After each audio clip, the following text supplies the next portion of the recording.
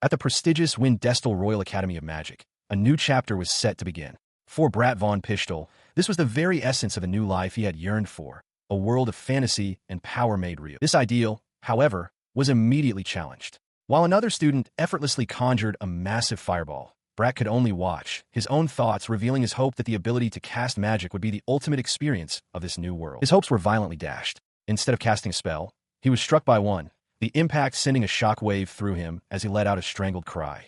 The reality of his situation was far from what he had envisioned. He collapsed to the ground, dazed and defeated. He lamented his failure, acknowledging that despite his errors, he couldn't even cast a simple fireball. This was his life now, the one known as the Black Pig Prince. As he lay there, his consciousness drifted. A disorienting vision flooded his mind. A modern street, a car, and a man in a suit. He recognized the face with a jolt. It was his own from his past life. The world around him seemed to fracture as he questioned his own identity. The vision intensified, confirming his fears. These were his memories. He saw the downcast face of his former self, a corporate drone, and wondered what was happening as the two identities blurred together. A raw, desperate cry from that past life echoed in his mind, a memory of pure anguish. The memory solidifies, revealing a scene from an office. His former self stands with his head bowed, apologizing profusely to his superior. The superior berates him for a blunder, questioning how he could submit such flawed documents after only an hour of work, even after staying overnight to finish them. His past self can only offer a meek apology, unable to stomach the man's attitude. The superior's hand slams down on the stack of documents, his voice booming with a single command: redo it. He demands to be finished before the day is over. The harshness of the memory seems to physically affect Brat in the present. The memory fades to a later moment, showing his past self, utterly drained, holding a small snack. He reflects on how he used to talk to himself often, a coping mechanism for the crushing exhaustion. Startled from his reverie, Brat looks up, sweat beading on his face. A voice from off-panel asks if he said something, to which he quickly stammers that it was nothing at all. The memory of his past life continued to flood his mind. He recalled the endless, soul-crushing cycle, the verbal abuse from his superior, the long hours at the office, and a lonely walk home every single day. His only escape was back in his small apartment, in front of his computer. He would wonder what game to play, though the choice was always the same. This was his one source of enjoyment, a game called Final Quest. He'd lose track of time, wondering how many weeks had already passed. Surrounded by empty energy drink cans, he would stare at the screen, completely absorbed. He longed to go to the world of Final Quest, a world that had finally found peace thanks to the hero's efforts. The memory shattered, and the full, terrible weight of his new reality crashed down on him. He frantically tried to calm himself, forcing his mind to recall the details of the game he had played so many times. He needed to remember his current age, how old he was supposed to be. He remembered everything with chilling clarity. He was now Brat von Pistol, the first prince of the Pistol Kingdom. In the game, this prince became a treacherous king enthralled by the Demon King, only to be defeated in the end by the hero and his comrade, who was none other than Brat's own younger brother. The realization struck him with the force of a physical blow. Of all the possibilities, he had been reincarnated as a villainous character. He was the Black Pig Prince, Brat von Pistol, whose death was a predetermined event within the story. His cry of despair echoed through the room, and moments later, the door flew open. His personal maid, Lizzie, rushed in, calling his name with urgency. Seeing his distress, she immediately asked if he was hurt and offered to summon a healer at once. Her concern was palpable. Her body tensed as she prepared to act on her offer, letting out a sharp gasp of effort. She suddenly stopped herself, realizing she had burst in without permission. Bowing low, she stammered an apology for her impertinent behavior and promised to be more careful from now on, pleading for him to be lenient with her. She stood before him, trembling, her head bowed low in apology. Brat watched her, a sudden realization dawned. He understood now. She was only trying to attend to his needs, yet he was the one destined to punish her. The thought was jarringly unreasonable. He looked at Lizzie, her face streaked with tears, and the truth settled heavily upon him. The one who had repeatedly punished this girl was him. He softened his expression, telling her that this didn't warrant an apology. After all, she was just worried about his well-being. He then thanked her, acknowledging that he always put her through a lot. Lizzie looked up, her eyes wide with surprise. Her surprise gave way to a choked sob. The sob broke into a full-blown wail, tears streaming down her face. Startled, Brat demanded to know why she was crying, worried he had said something strange. Through her tears, she confessed her shock, explaining that she never expected such kind words from him. She was so used to being scolded for failing to meet his expectations. Brat knelt down, reassuring her that it was all right and that he was the one who should apologize for causing her so much unnecessary anxiety. She continued to apologize profusely for losing her composure in his presence, feeling it was a grave offense. He, however, silently acknowledged that she had been incessantly scolded for the most pointless things. He then made a request, asking if she would continue to serve him. He promised that from now on, he would become a man and a lord she would not be ashamed of. Overcome with emotion, Lizzie declared it a given, pledging to serve him with her whole heart. Later, lying in bed, his resolve hardened. If this world was truly that of Final Quest, then his first priority was to avoid death. He recalled the grim future laid out in the game. In 4 years, he would be tempted by one of the 4 demonic heavenly kings and assassinate his own father. From there, his path would spiral into darkness. He knew changing his fate would not be simple. He stares at his reflection in the ornate mirror, a piece of food still clinging to his cheek. A wave of self-disgust washes over him as he acknowledges his own appearance, realizing he must also change his body through diet and exercise. His newfound resolve ignites a fire within him. He begins shadowboxing on his bed, declaring aloud that he will diet, train his body, and one day beat the Demon King and his 4 generals to a pulp. The sudden exertion, however, quickly leaves him panting and out of breath. Exhausted from the brief exertion, he calls out for his maid, Lizzie. To his surprise, her head pops out from beneath his bed covers, and she answers that she is right there. When she appears, he asks her to get rid of all the sweets in his room. Lizzie is taken aback, asking if they weren't to his liking. He clarifies that they were absolutely delicious, but he has pondered the matter and decided it would be a good idea to lose some weight. She expresses concern over disposing of such expensive goods.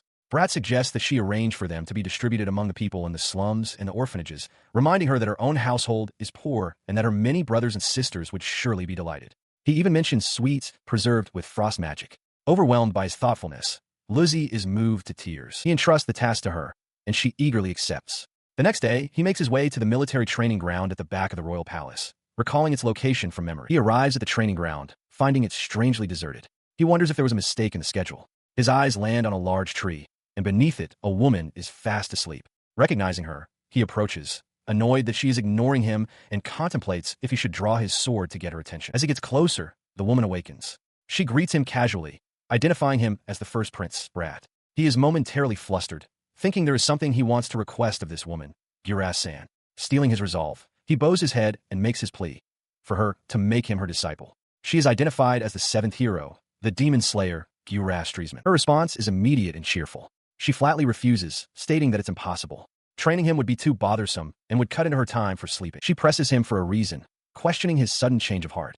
She points out that he'd never even visited the training grounds before and loathed such activities. She mocks his pig-like body, doubting he could exercise at all, and mentions that his younger brother, Albert, is already far ahead of him. Brad admits he has slacked off, but declares his earnest desire to grow and correct himself. Despite his plea, Giras smiles and gives her final answer. Not a chance. He steeled his resolve, recognizing that this training event was essential to avoid a disastrous future. He knew from his past life's memories that the character hiding at the military training grounds was none other than Giras.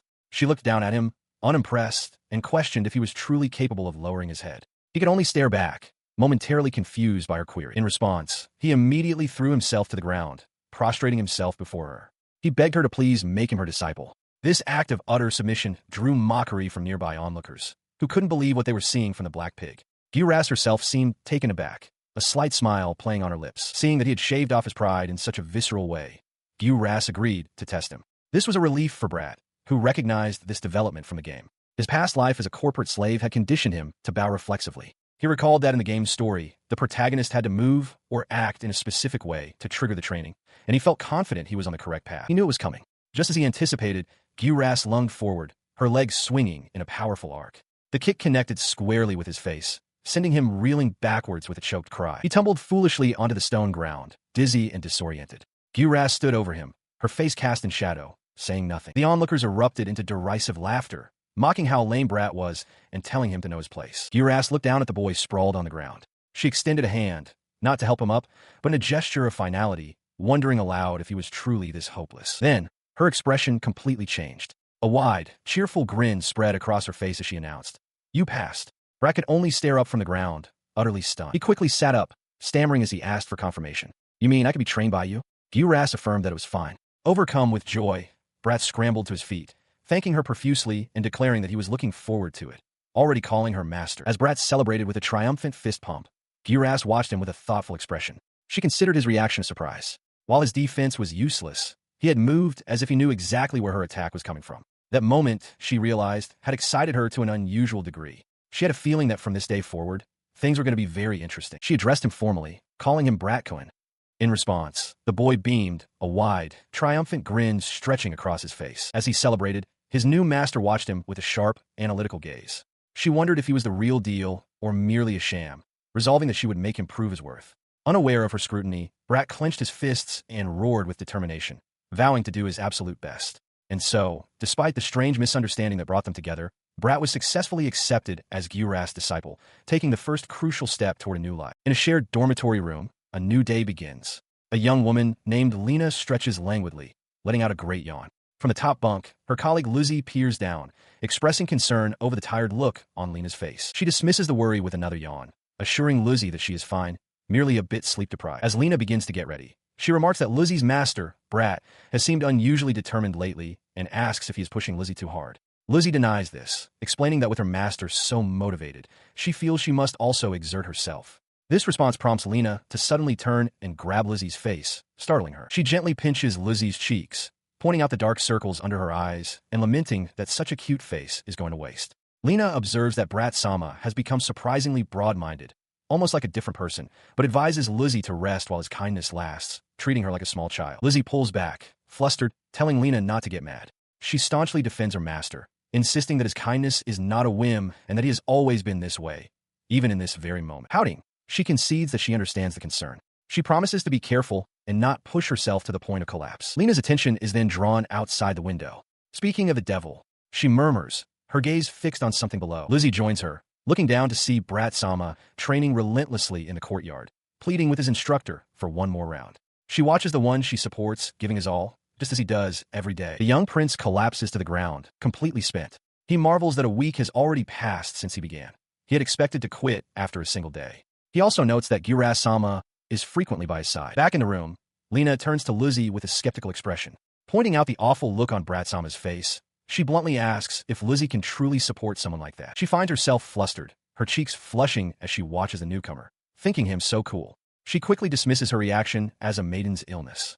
Her attention is then drawn to a commotion outside the building, where she spots a familiar figure, recognizing him as Albert. The young man, Albert, strides forward with an air of effortless confidence, his two attendants trailing behind him with a mixture of awe and apprehension. His gaze is fixed and intense. From the window, Lena watches his determined path, wondering aloud about the purpose of his visit. She observes that he is heading directly for Brat. Meanwhile, in the training yard, Brat sits on the tiled ground, catching his breath under the watchful eye of his instructor, Gyuras. His training is interrupted as Gyuras looks past him, her voice trailing off as she recognizes an approaching figure. Brat turns his head, his expression shifting to one of surprise. The visitor is Albert, the second prince. Brat stares in disbelief, questioning his brother's presence.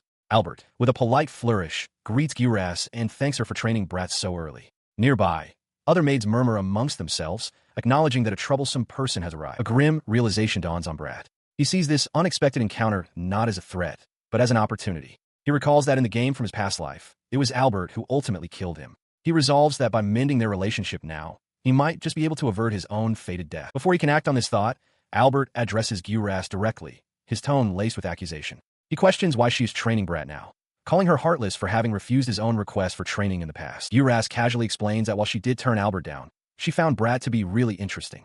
Albert's demeanor darkens instantly. He leans in, his voice low and threatening, as he asks if she truly finds training his brother more compelling than training him. He dismisses her with a single word, boring. His menacing expression suddenly breaks into a wide, unsettling laugh.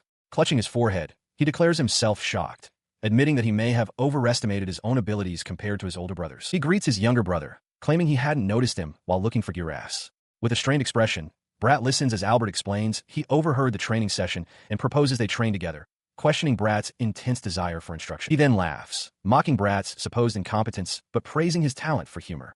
Albert agrees to the session, but on one condition: it will be a match. The proposal startles Brat, but Gyuras watches with a predatory grin, privately noting Albert's fanaticism for duels and her own eagerness to witness the confrontation. Her attention turns to a flustered Brat, confirming that his brother is serious. With a sly look, Gyuras then dangles a prize before him. If he wins the match, she will teach him a valuable skill.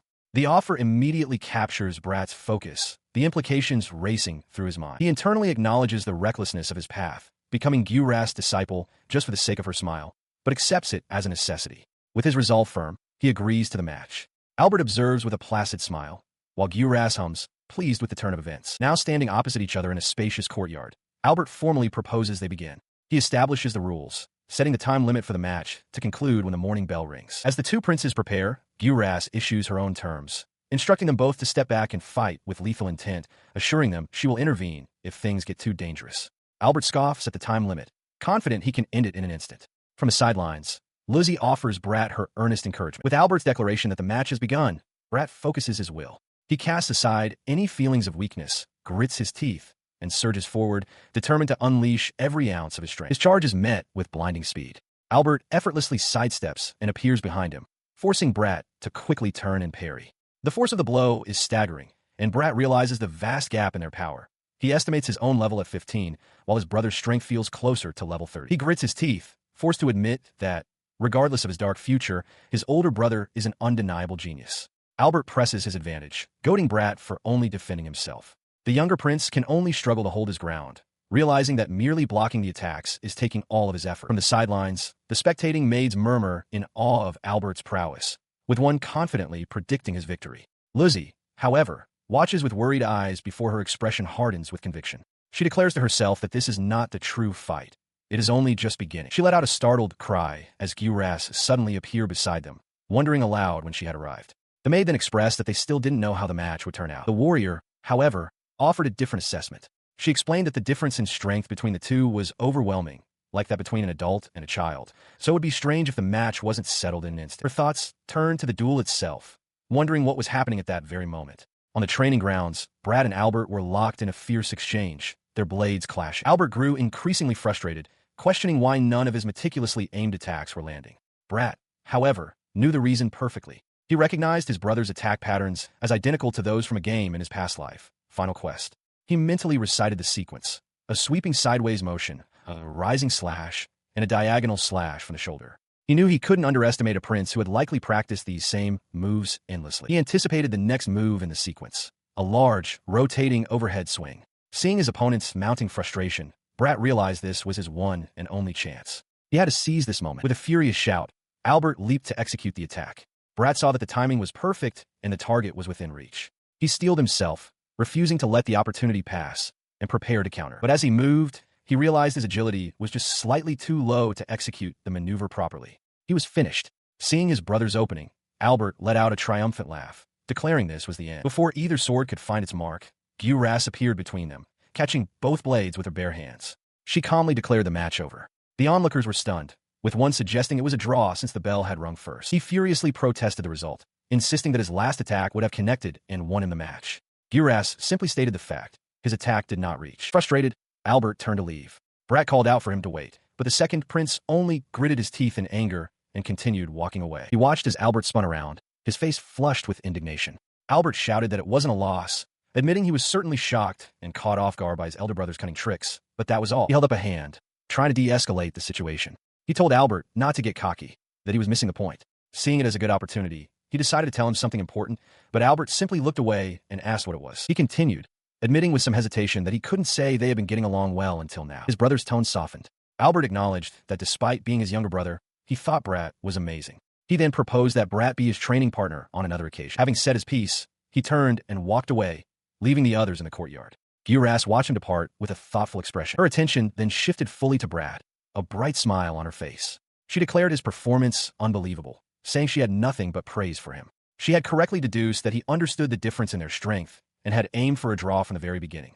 Brat stared, utterly stunned by the commendation. She continued, noting that while it was a draw, he had shown her something truly impressive. Misinterpreting his stunned silence, she offered to teach him the skills he so obviously desired. Brat remained frozen in shock. His shock finally gave way to pure elation as he enthusiastically accepted her offer. Nearby, Lizzie watched with a blush, thinking how cool Brat was, while Lena seemed more skeptical. With this, Brat took another significant step forward, away from his prophesied death end. While polishing a window, the maid Lena reflects on the past week. The incident between Brat Sama and Albert Sama, where Brat forced a draw, still feels like a dream. Her thoughts are suddenly interrupted by a cheerful greeting, and she turns in surprise to see who called her name. She is stunned to see a completely transformed Brat. 2 weeks have passed since he became a disciple of Gyuras, and the results are astonishing. His figure is now lean and his entire demeanor refined. He announces with a smile that he is heading to the mountains for a while. In the background, an attendant looks on with pride, while Lena remains speechless at the transformation. As he walks down the hall, the attendant calls out, his voice filled with admiration. He praises Brat's dignified and valiant appearance and promises to make a delicious dinner, urging him to return early. Observing from a distance, Gyuras Streisman takes in the scene. She notes with quiet amazement that it isn't just Brat who has changed, but the attitudes of the people around him as well. Meanwhile, Lizzie watches from a window as Lena frantically chases after Brat. Lizzie realizes with a pensive look that with his newfound popularity, her rivals will surely increase, making things difficult for the other maid. Brat, however, proceeds to a large building known as the Dragon House. Inside, a magnificent white dragon rests. He approaches it with a friendly wave, asking if it has been well. The creature, Gilgard, lets out happy cries as Brat affectionately pets its head. He laughs, relieved and pleased that his companion still recognizes him despite his drastic change in appearance. He leans closer to the dragon, his expression becoming focused. He tells Gilgard that there's a place he wants the dragon to take him to today. Just as they prepare to leave, Lizzie's urgent voice calls out from the doorway. She runs towards them, pleading for Brat to wait just a second. He calmly explains to the frantic Lizzie that he doesn't plan on returning home for a while. She protests, holding up a letter and scolding him for planning to seclude himself in the mountains with only a farewell note. Taking the letter, he gently tells her that while he appreciates her motivation, he wishes she would rely on him more. Following his words, he pats her gently on the head. Startled, Lizzie asks why he is doing that, her face flushing. He internally remarks on how cute she is, which only causes her to become even more flustered, letting out a gasp of shock. Overwhelmed by the affectionate gesture, she insists that he cannot leave right away, pleading with him to wait until at least the following afternoon. As he turns to depart, Brat pauses, asking why he must wait. Her expression shifts to one of disbelief. She reminds him that he was the one who explicitly told her not to forget that Marie-sama was scheduled to visit the royal palace today. The weight of his forgotten promise settles in. Standing in the stable yard, Lizzie calls him mean for forgetting something so important. Suddenly, a new voice emerges from the doorway. An elegant young woman, accompanied by Albert, states that she heard Brat had taken a temporary absence from school and came to see what he was doing, only to find him forgetting an appointment with his own fiancée. This is Marie L. Fortas, the daughter of a duke and Brat's betrothed. Her expression is cool and unamused. Brat recognizes her immediately, murmuring her name. At the same time, a panicked Lizzie stammers an announcement of Marie-sama's arrival. He turns to face his fiancée with a sheepish smile, unsure of what to say. Marie, however, turns her head away, her expression cold and unimpressed. Her gaze still averted, she remarks that it is chilly outside and suggests they have a word inside. Standing with Lizzie partially hidden behind him, Brat nervously agrees. He found himself in a formal sitting room, facing his fiancée, Marie L. Fortas. Her expression was unreadable as she stared into the middle distance, the air thick with unspoken tension. Taking a deep breath, he made his declaration, his voice cracking with urgency as he shouted his desire to break off the engagement. In stark contrast, Marie simply took a delicate sip of her tea, seemingly unfazed. She calmly placed her cup down, her gaze finally meeting his. She questioned why he was bringing this up now, and with such suddenness. He stammered, referring to his memories as the reason.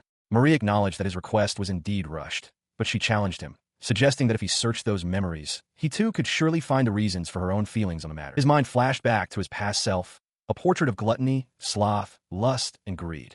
A wave of self-reproach washed over him as he realized just how much he had overdone it, how deeply flawed his behavior had been. As he grappled with his past, Marie continued speaking.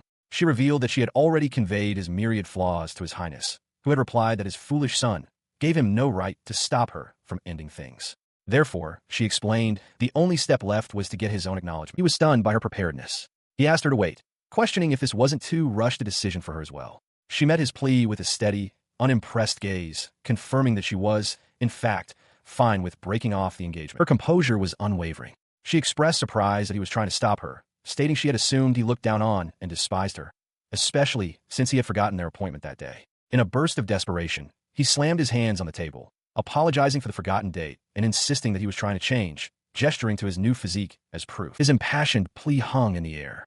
Marie conceded one point. His appearance had certainly changed so much that he was unrecognizable from the last time she saw him. Seeing a flicker of hope, he leaned forward, ready to press his case. But she immediately extinguished it. She explained that for a long time, on numerous occasions, her hopes had been raised only to be met with disappointment. She could no longer have faith in him so easily, and she was certain that the people around him, and the general populace, felt the exact same way. She explains that unless he achieves a great feat, he will never be accepted or recognized by others. As an example, she suggests winning the nearing Sword Dance Festival. Brown identifies this as the annual battle tournament held at the Academy of Magic to determine the strongest student, but Marie dismisses the idea, stating that such a thing is well out of his reach. He counters with a determined smile, asking if she would reconsider annulling their engagement if he were to become the champion. Swearing in the name of the Sword God, the protector of their country, he vows to show her he can obtain the championship. In response to her stunned silence, he clarifies that on that occasion, He would like her to desist from the idea of breaking off the engagement. His declaration made, Brat departs with a wave, stating that he must now devote himself to getting stronger. As he leaves, the butler asks Marie if this is acceptable, noting the unlikelihood of Brat's success. Marie watches him go, thinking to herself that some things are better left unknown, hinting at a deeper reason for her actions. He travels onward, his hair now tied back and wearing a pair of glasses. Gazing out at the horizon with exhilaration, he exclaims what a superb view it is. His destination is revealed, a colossal, spiraling tower known as Sky Mountain, situated within the mountain range of the heavens. Having arrived, he dismounts from his white dragon, Gilgard, praising the creature and directing it where to land. He sends Gilgard off to wait nearby, watching as the dragon joins a few smaller ones in the sky. Brat then turns his attention back to the mountain, filled with anticipation to challenge his very first dungeon. With his resolve steeled, he clenches a fist and strides forward with a determined cry, ready to begin. He steps up to the dark, cavernous entrance marking the first floor of Sky Mountain. The sight feels familiar, reminding him of the game Final Quest. Inside, he takes stock of his situation. With only a month until the Sword Dance Festival and his level at a mere 20, he knows he must get stronger efficiently. As if on cue, 3 bipedal, lizard-like monsters emerge from the gloom, growling. He turns to face them without a hint of fear. Announcing their prompt appearance, he scoffs, telling the creatures to hold their horses, as the likes of them are not his opponents. He cheerfully waves off the small lizard monsters, telling them with a broad smile that he'll let them slip away. He has no use for them, he thinks to himself, his mind set on finding the most efficient method for leveling up. His cheerful demeanor vanishes, replaced by a sharp, focused grin as he senses his true target nearby. He knows it's here. After half a day of searching deeper within the dungeon, he finally stands before his quarry, a massive, coiled serpent. It is, as he expected, a rare monster. The creature, an orichalcum snake around level 25, rears up with a hiss. Knowing the beast is easily frightened and will flee, Brat understands he has only one chance and prepares to seize the moment. With a burst of speed, he lunges forward, his blade penetrating the snake's crystalline hide in a single, clean slash. The monster's head is severed as it begins to dissolve. As the snake vanishes, Brat clenches his fists in triumph. He has acquired the glass cannon penetration slash skill, an invaluable defense-ignoring ability. He notes that his level increased from just 1 kill, and, having also obtained orichalcum as a drop item, he eagerly resolves to continue his efficient leveling. Pushing deeper into the cave, he spots a group of adventurers and instinctively calls out the name Mina. A girl with black cat ears turns in surprise, asking how he knows her name. Brat freezes, realizing his blunder. He recognizes her as one of the 7 heroes from the game's Final Quest. The girl, a Kate Sith dual swordsman named Mina Libert, studies him with curiosity. Noting his attire, she remarks that he looks like a noble and asks if he is a young master from somewhere. Flustered, Brat apologizes for startling her and introduces himself. Mina seems to recall the name, musing that she remembered him because she thought he was cute. Brat then remembers that he had once accompanied his father on a visit to a Kate Sith settlement, which is how he knows of her. He observes Mina's flustered reaction, her stammering attempts to justify why he might remember her name striking him as incredibly cute. Shifting the topic, he asks why she is here, pointing out that it's quite unusual to find a Kate Sith wandering a labyrinth like this. She explains that she is conducting a preliminary investigation, an exploration of the dungeon. She elaborates that this is part of a larger plan. Standing with her 2 companions, a wolf-like girl and another feline adventurer, she reveals that in 1 month's time, they will form a large-scale subjugation party to conquer the Sky Mountain dungeon and defeat the Cyclops. He internally questions if his deception was successful before piecing together her objective, the subjugation of the Cyclops deep within the dungeon. He understands the gravity of the situation, recalling that the Kate Sith village is under the creature's thumb, forced to offer sacrifices. His calm deduction provokes a furious outburst from Mina. She demands to know what an outsider could possibly understand about their suffering, angrily asking if he thinks they should simply do nothing while their comrades are sacrificed. Taken aback, he stammers that this isn't what he meant at all. Her fury momentarily subsides in a quiet uncertainty, leaving her to wonder what her next move should be. Brat simply tells her he'll see her later. He stops and turns back to offer a warning. While he understands her feelings, he cautions that the Cyclops is a formidable enemy, powerful enough to turn the tables even on a large attacking force. Startled by his insight, Mina questions how he knows so much, prompting him to quickly invent a story about learning it during a visit to the Kate Sith village. She accepts his counsel, acknowledging that the plan was decided back in their settlement, despite the Cyclops' immense strength. She warns him to be careful of the monster subordinates, and with that, they go their separate ways. As he walks away, he reflects on his knowledge of future events. The Cyclops' subjugation is meant to occur in 4 years, carried out by a heroes party that includes Albert and Mina. He assesses her current strength, estimating her to be around level 20, while the Cyclops is level 25, a dangerous gap. Concluding that she isn't ready, and wary of altering the timeline too much, he decides to leave things be for now. Behind him, Mina watches his retreating figure, musing on what an odd person he is. A short time ago, flames engulfed the Kate Sith village. A young girl fled in terror as a hulking, one-eyed monster loomed over the destruction. The creature, a self-proclaimed member of the Demon King's 4 generals named Cyclops, laughed maniacally, declaring himself the new ruler of the settlement and demanding sacrifices to stop his attack. Watching from a distance, the village elder questioned the creature's motives. He recalled to a younger man beside him that the Demon King was supposed to have been sealed many years ago by Gerasimha and the rest of the 7 heroes. As if hearing the elder's thoughts, the Cyclops bellowed his objective: to end the Demon King's slumber and revive him. He explained massive quantities of magic power were necessary. He declared that the Kate Siths, being embodiments of magic power who had grown complacent and weak from years of peace, were the ideal sacrifices. A young Mina and her mother listened in horror. In response to the insult, a man with black cat ears stepped forward, drawing a knife. He challenged the monster, demanding to know who he was calling complacent and weak. Mina's mother cried out for her husband to wait. The Cyclops laughed, amused that a sacrifice candidate would present himself so bravely. He taunted the man, whose name the villagers whispered was Libert, to come at him. Libert stood his ground, ready for battle. He charged forward, knowing it would be the end of them if he didn't fight. But as he closed the distance, the massive creature simply vanished. Libert skidded to a halt, his eyes wide with shock and confusion. Reappearing instantly behind him, the Cyclops mocked Libert's assumption that a large body meant slow movement. With a brutal swing, he struck the Kate Sith warrior down. Mina and her mother watched, crying out in horror. The monster didn't pause. His weapon swung again, cutting down Mina's mother as the young girl screamed. Mina could only stare, her world shattering as her mother fell. The Cyclops roared with laughter, his decision made. He declared that from that day forward, the Kate Siths would provide him with all the sacrifices he required. The memory of her parents holding her close flashed through Mina's mind. A few months have passed since that horrific day. In the present, Mina clenches her fist, her face a mask of grim resolve. She thinks to herself that she absolutely cannot lose. Her cousin, Igard, advises her to relax her shoulders, reminding her that she won't be able to win against monsters she could have otherwise beaten if she's too tense. Nearby, Gus watches with a concerned expression. He continues, telling her not to be so eager. He expresses confidence that their endless discussions and careful preparations will ensure their victory, so long as they work together as one. Despite his confidence, Gus seeks final reassurance from Mina, confirming that they did conduct a proper preliminary investigation a month prior. Mina agrees that this is true. The question seems to steal her resolve. Clenching a fist, she insists to herself that everything will be fine before shouting a determined, "All right," to rally the party. Her confidence restored, she stands before a pair of massive, ornate doors and announces their arrival. This is the stronghold, the deepest section of Sky Mountain, the Cyclops hideout. But as the doors swing open, her determined expression shatters, replaced by one of pure shock. The Great Hall is not empty. The Cyclops sits waiting on a makeshift throne, flanked by a host of monsters. One-eyed behemoths, reptilian beasts, and winged creatures fill the chamber. A voice from the party cries out, "What's happening here?" Gus immediately questions the situation, exclaiming that according to their investigation, the monsters were supposed to be out. Another adventurer wonders if they messed up, but her companion realizes the grim truth. It can't be a mistake. They were set up. Their fears are confirmed by a booming laugh from the throne. The Cyclops mockingly congratulates them for making it this far, admitting he was tired of waiting. When Mina asks if he knew they were coming, he sneers, boasting that he can see through the thoughts of insignificant Kate Siths. The chilling realization hits Mina. Their actions were predicted a long time ago. Before she can react, a winged monster dives at her, its sharp appendage swinging down with blinding speed. She desperately shouts orders to her companions, urging them to ignore the smaller monsters and concentrate all their attacks on the Cyclops. The massive creature, holding her fast, merely chuckles. It taunts her with a sinister purr, wondering aloud how many of her party will manage to survive. As this life-or-death struggle unfolds, a secret meeting convenes elsewhere in the world. Within a grand, shadowed chamber, two figures sit opposite each other at a large round table, shrouded in an expectant silence. The silence is broken by a young man with dark hair, who addresses a small figure wearing a large wizard's hat.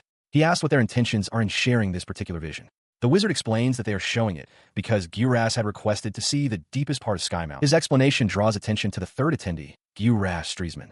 She gazes intently into a glowing orb, watching the vision of Mina's desperate battle with an unreadable expression. Her concentration is interrupted by a fourth individual, a woman with long, light-colored hair. With a gentle smile, she tells the small wizard, whom she calls Marin-chan, not to get so worked up. The wizard erupts in frustration, shouting at her not to ignore him. He covers his face, lamenting that he is several hundred years her senior and should behave with more maturity. He then formally introduces himself as Merlin, the great sage and one of the 7 heroes.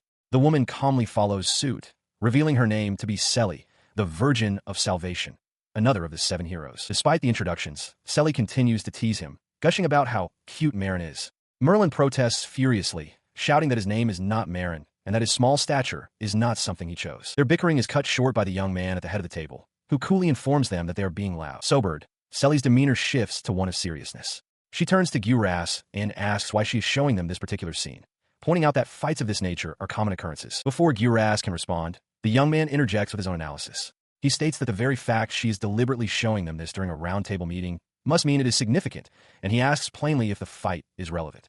From his seat, Merlin mutters for them not to ignore him either. He calmly admits that he didn't particularly want to show the vision to them.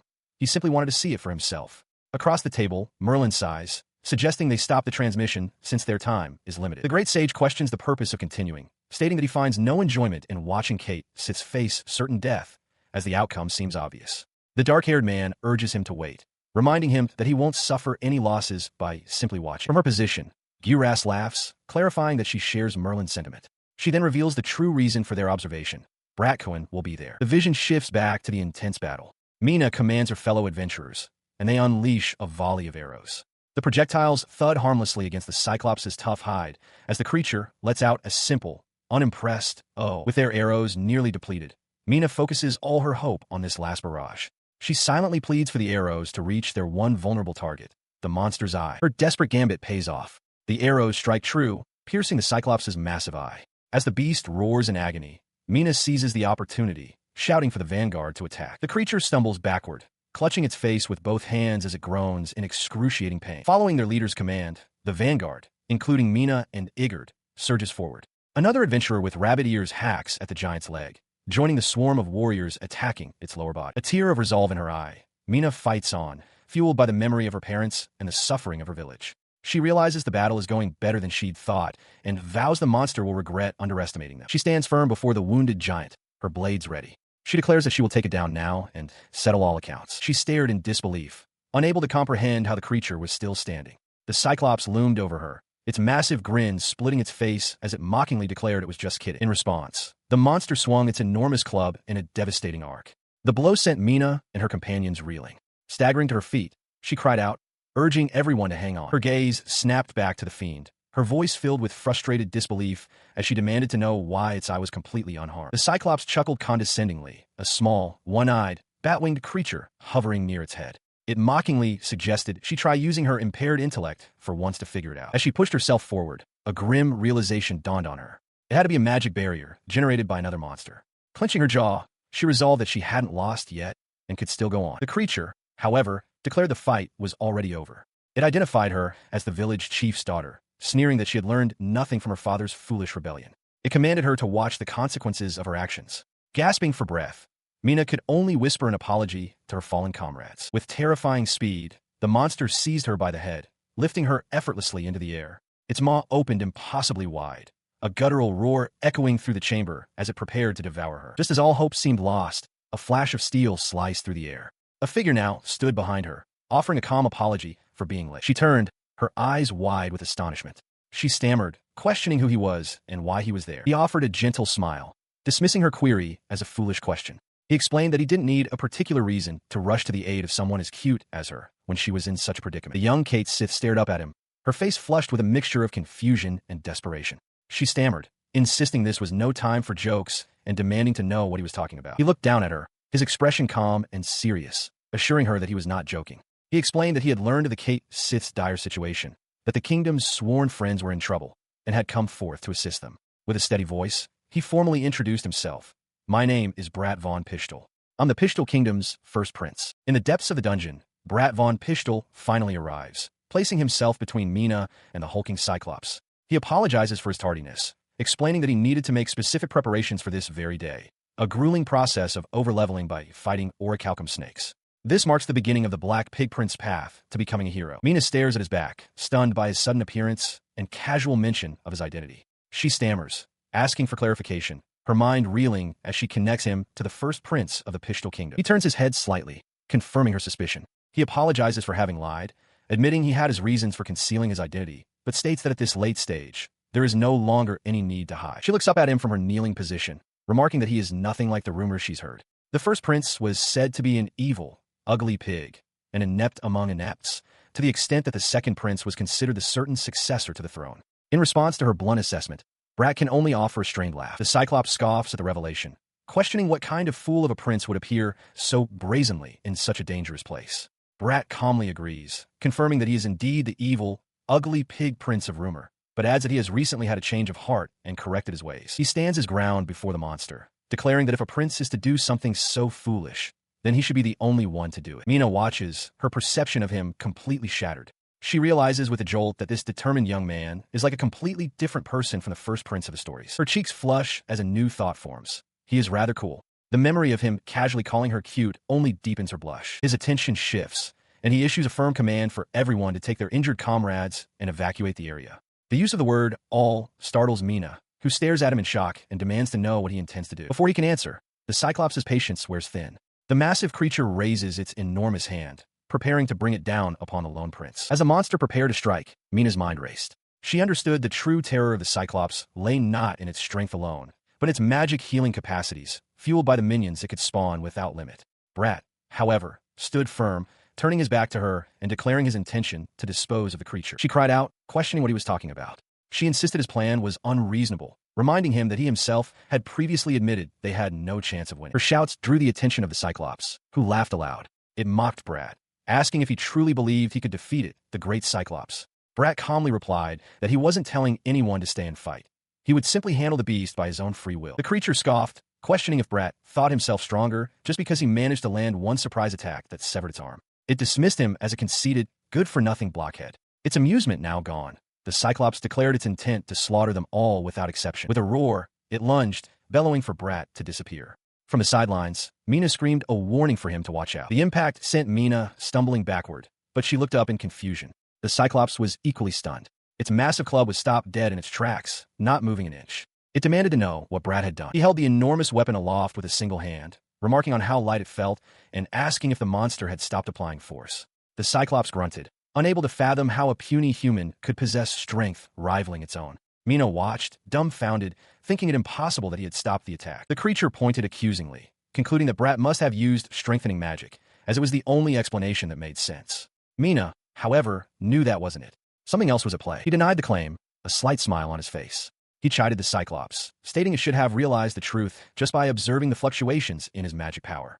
Tapping his temple, Brat condescendingly asked if the creature was perhaps dumb. The insult struck a nerve. The Cyclops roared, demanding to know who Brat was calling dumb. Brat, needing to regain his composure, offered a mock apology, clarifying that the Cyclops wasn't dumb, but a good-for-nothing blockhead. The creature's single eye twitched in pure rage. The enraged creature continued its assault, but Brat held firm, calmly analyzing the situation. He suspected there must be some kind of trick to the monster's relentless attack. The Cyclops, however, came to a similar conclusion about Brat. It believed the boy was using some temporary trick and that it simply needed to press forward with its attacks until the boy's ability was exhausted. It resolved to keep up the assault, wondering aloud how long the boy could maintain his composure. Brat, however, remained unimpressed, coolly informing the creature that its efforts were useless, no matter how many times it tried. His taunt sent the Cyclops into a frenzy. It let out a booming laugh and unleashed a furious barrage of strikes, roaring a challenge to see how long Brat could withstand the continuous assault before breaking. The creature's flurry ended, leaving the ground shattered around Brat, who stood untouched. He looked at the monster with a smirk, remarking that even a simple-minded creature should have noticed by now that there was no trick involved in his defense. His words struck the Cyclops with the force of a physical blow. Its eye widened in disbelief as it struggled to process the implication, stammering in confusion. The creature refused to accept it, screaming in denial. Realizing its direct attacks were futile, it changed tactics, bellowing a command for its minions to appear and crush the boy with their combined force. In response to its call, a swarm of small, one-eyed bat-like familiars materialized from the shadows, surrounding Brat. He glanced at the horde, dryly commenting on the unfairness of sending so many against a lone opponent. As the familiars closed in, Mina Libert acted swiftly from a distance. With a snap of her fingers, she erected a hexagonal, fire-resistant magic barrier, preparing for the impending chaos. Surrounded by the chittering swarm, Brat resolved to deal with the situation. He acknowledged the need to clean up the minions, but his primary concern was ensuring that none of the nearby Kate Siths were harmed in the process. He calmly raises his hand, a small flame flickering to life between his fingers. With a quiet command to burn up, he unleashes a spell, Fire Wave. The seemingly minor spell erupts into a devastating conflagration, tearing through the ground and instantly incinerating the swarm of familiars. The Cyclops, who had been sweating but dismissive of what it perceived as low-tier magic, can only stare as its minions are obliterated. Its single eye widens in utter shock. From behind her shimmering hexagonal barrier, Mina is equally stunned by the overwhelming power just displayed. The other adventurers within the barrier murmur in disbelief, unable to comprehend how a third-tier magic spell could produce such destructive force. Brat, meanwhile, wipes a bead of sweat from his brow, admitting to himself with relief that it was his first time using the spell, and he's glad it worked. The Cyclops trembles, its mind reeling. It questions reality, wondering if it's trapped in a nightmare where all of its subordinates were completely obliterated by a single, low-tier attack. As it grapples with this disbelief, its body transforms, becoming larger, more muscular, with two sharp horns sprouting from its head. Brat observes the change calmly, acknowledging that this may be the creature's true form and challenging it to show him what it can do. He internally assesses the situation, deducing that the monster's critical assessment systems must have triggered its transformation into an ultimate form. Seeing this, Brat resolves to finish the fight quickly. Before he can act, the Cyclops issues a desperate threat. It declares that its subordinates are stationed in the Kate Sith village and will massacre everyone upon a single call from it. Mina cries out, calling it a coward, but Brat simply lets out a soft chuckle. His expression remains utterly unfazed. Looking directly at the monstrous creature, he gives it his permission with a calm, confident smile. Do as you will. His nonchalant response leaves both Mina and the Cyclops utterly speechless, their faces frozen in a shared expression of disbelief and confusion. Her confusion was answered almost immediately. Brat calmly asked the Cyclops if it felt any compassion for its underlings, before revealing that he had already dealt with them. He had dropped them all off at the nearby village before the confrontation even began. With a knowing smile, he mused that such cowardly tactics were exactly what he expected from Final Boss. The revelation struck the Cyclops like a physical blow. Seeing a magical image of the village confirming Brat's words, the monster roared in absolute fury, accusing Brat of forcing it into this position. In that moment, the memory of the villagers' gratitude became clear. The Kate Sith, including Mina, had joyfully presented him with a cake, thanking him for his help. Its mind reeled. The Cyclops could not comprehend how a mere human could not only be stronger, but could also outmaneuver and outweed it so completely. He listened to the beast's silent disbelief, reflecting on his own journey. He had, after all, made both enemies and allies yield to his will and follow his path thus far. This final humiliation pushed the Cyclops past its breaking point. With a guttural roar, it lunged forward, screaming for his death. The monster's massive fist descended, but Brat moved with impossible speed. In a single, fluid motion, he sidestepped the blow and drew his sword, his eyes fixed on his target. His blade flashed, a silver arc slicing cleanly through the creature's thick neck. The massive, headless torso stood for a moment before its head tumbled to the tiled floor. Mina stared, wide-eyed, unable to believe he had accomplished it with just one strike. Its eyes, still blinking with the last vestiges of life, stared up at him. The Cyclops sputtered that it was impossible that someone like him could not have one. Brat looked down and stated the simple fact, "But I did. Right here, right now." The Cyclops' severed head cackles, its voice still booming as it addresses him. It admits that underestimating a human named Brat was a grave mistake. He looks on with a cold, serious expression, declaring the creature too dangerous. For the sake of the time, when his majesty finally awakens, he reasons, a threat like this cannot be allowed to exist. The creature's single eye widens with this revelation. It decides that it must take care of Brat right now, at any cost. His composure shatters as a sudden realization hits him. His eyes widen in panic as he screams Mina's name. She turns back, confused by his alarm. He urgently commands her to take the uninjured and the wounded and escape immediately. "Do it now," he bellows. Her concern for him is plain on her face as she begins to protest. But he cuts her off, insisting she shouldn't worry and must leave quickly. Understanding the gravity of the situation, she complies. "Got it," she calls out, rallying the other villagers to hurry and follow her out of the chamber. With the others safely retreating, he turns back to the Cyclops' head. He declares that with the little time he has, he will take the creature with him, using his magic to protect the door. A massive explosion then engulfs the monster's head. The shockwave tears through the corridor. She, having just reached a safer distance, whips around in disbelief, calling out his name. She stares in horror at the now obliterated doorway, smoke and debris billowing out. A pained cry escapes her as she screams his name again, the reality of what just happened crashing down upon her. Amidst the dust and rubble of a recent explosion, Mina's eyes dart around in panic. She calls out into the devastation, her voice trembling as she desperately searches for any sign of Brat. She quickly takes command, ordering those with healing magic to see to the injured while the rest join her in the search. A thought strikes her. Just moments before, it was Brat who had formed a barrier to protect them all. Her voice rises with urgency, shouting his name repeatedly into the ruins, pleading for him to answer if he can hear her. Nearby, another young Kate Sith adventurer coughs weakly. Tears well in her eyes as she laments that she never even had the chance to thank him. Suddenly, a hand emerges from a pile of rubble, and a faint voice asks for help. Mina's eyes widen in recognition, and she immediately calls out to the others that he's been found. With eager assistance, Brat is pulled free from the debris. Though covered in dust, he manages a faint, reassuring smile for his comrades. He is immediately enveloped in a tight embrace by a sobbing Mina. Overcome with relief, She confesses that she thought he might have died. Her relief is shared by the entire party, who erupt in cheers. They celebrate the miracle of his survival, amazed that His Highness, Brat von Pistol, endured such a powerful explosion. Under the light of the moon, he holds her close and apologizes for making her worry. He calmly reassures her, stating that he doesn't intend to die so easily. He joins his new companions, Mina and Igard, in a celebratory toast. As they raise their mugs with a hearty cheer, Igard remarks on the surprising revelation that Brat is actually a prince of the Pistol Kingdom, confirming the rumors that he was much more than he appeared. As the festivities continue, the village elder approaches him with deep gratitude. The elder declares that from this day forward, Brat will be known as the giant killer hero for putting his life on the line to save them. Brat smiles humbly, suggesting they are exaggerating, but Mina's admiring gaze reveals her own thoughts. He truly is amazing. Her admiration, however, is quickly amplified by the drink. A thoroughly inebriated Mina stumbles forward, points directly at Brat, and loudly proposes that he, the village's hero, get engaged to her. Exasperated, Brat scolds her for getting drunk so easily before turning his irritation on the entire rowdy party, demanding silence from every last one of them. Seeking respite from the chaos, he steps outside into the quiet of the night. There, a small, winged creature with a single large eye hovers before him, stating that it had been waiting for them all. The creature, a familiar, formally addresses him as Great Brat Sama. It expresses profound gratitude, explaining that thanks to his kindness, it and its kind have been freed from the tyranny of the Cyclops. It vows that they will, without fail, repay this kindness one day. It continues, reminding him of a promise he made. The familiar explains that the monsters who were the original inhabitants of Sky Mountain had endured a difficult existence and asks that he entrust their care to them. It gives its word that they will not harm anyone and will instead strive to protect people. Hearing this earnest pledge, Brat extends a hand toward the small creature. He agrees, proposing that they formalize their agreement with a contract. His action invokes the Tame ability, a skill that offers a chance to befriend monsters after a battle. The effect is amplified when used in conjunction with a monster tamer ring, which he now possesses. The contract is sealed.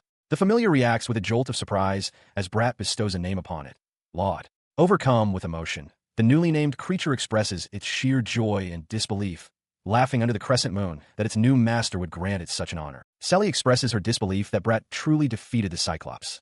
Guras confirms it, calling him a total monster for having progressed so far in just a month. Marin adds his own observation, noting that Brat seems like an entirely different person compared to when he fought the second prince. She then announces that the viewing was fun, but she must take her leave for an important matter. Before departing, she informs them that Brat will be participating in the upcoming Sword Festival and that they shouldn't miss it. Marin, taken aback, calls out to her, questioning what could possibly be more important than their current meeting. He processes her words, realizing she was referring to the Sword Festival, an academy tournament for the Pistol family's youngest members, and confirms to himself that Brat will be making an appearance there. Selly, now declaring herself a fan of Brat, excitedly insists that she's going too and that Marin should come with them. Marin flatly refuses, telling her to go with Guras if she's so inclined. Guras, still in the room, reminds Selly that they are in the middle of a meeting, but Selly's enthusiasm is undeterred. Her adoration for Marin, however, becomes her primary argument, as she reminds him that he's the only one who can take her there with his magic.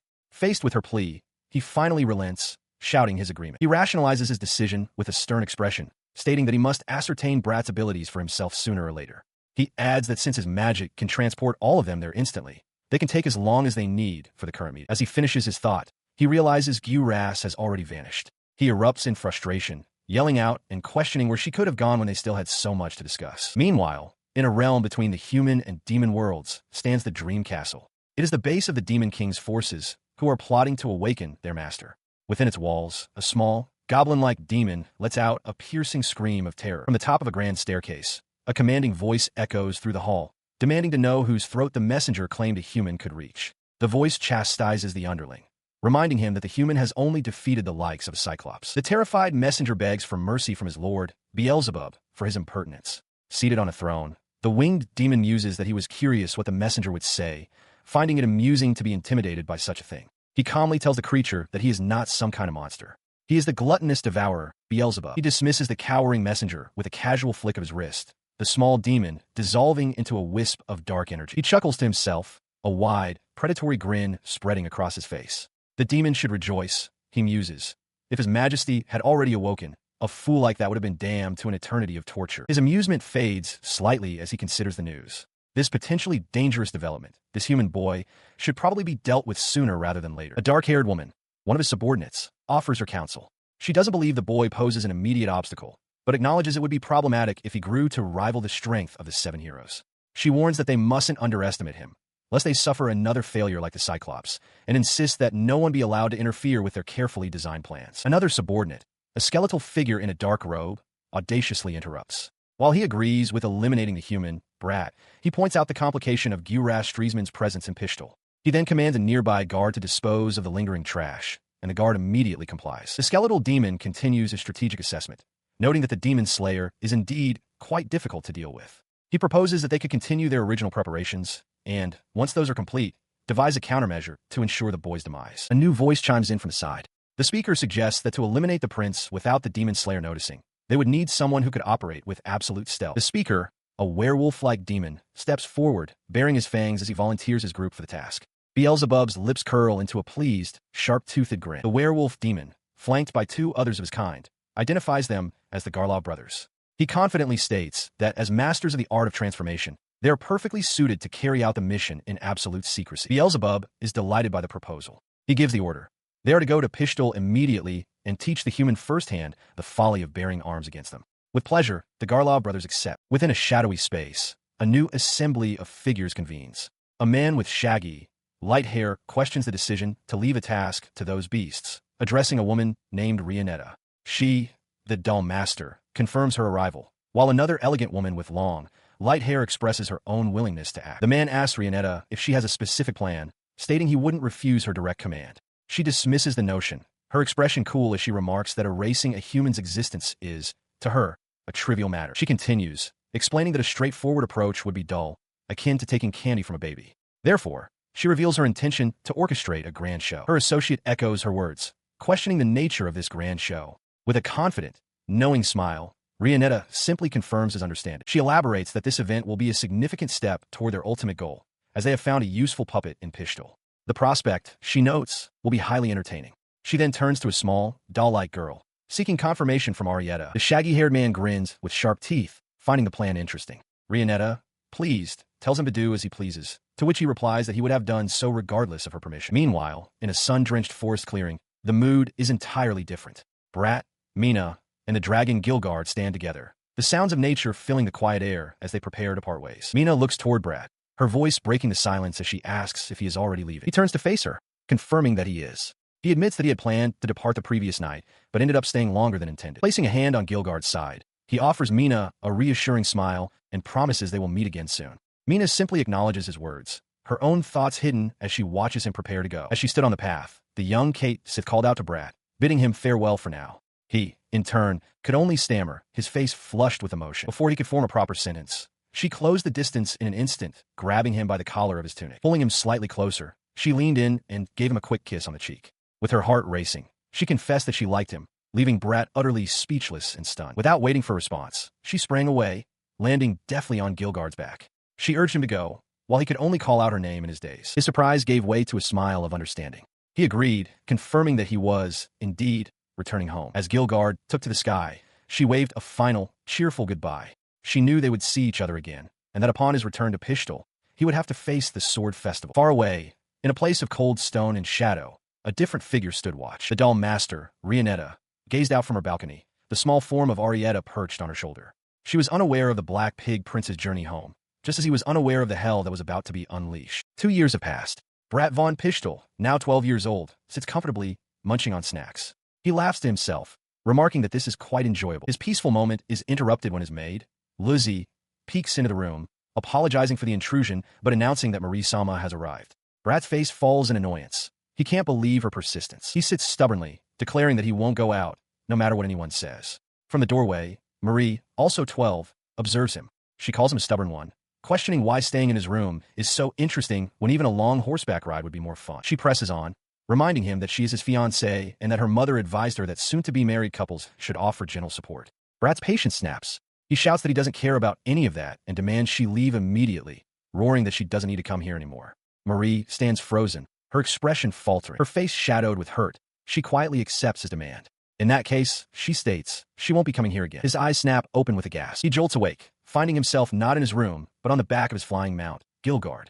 Panicked, he calls out for Marie before realizing it was all just a dream. A wave of relief washes over him as he pats Gilgard, who lets out a low growl. His relief gives way to excitement as he looks ahead, announcing their arrival at the Pishtal royal capital, Forflash. He runs through the city streets, observing that preparations for the sword festival are already well underway.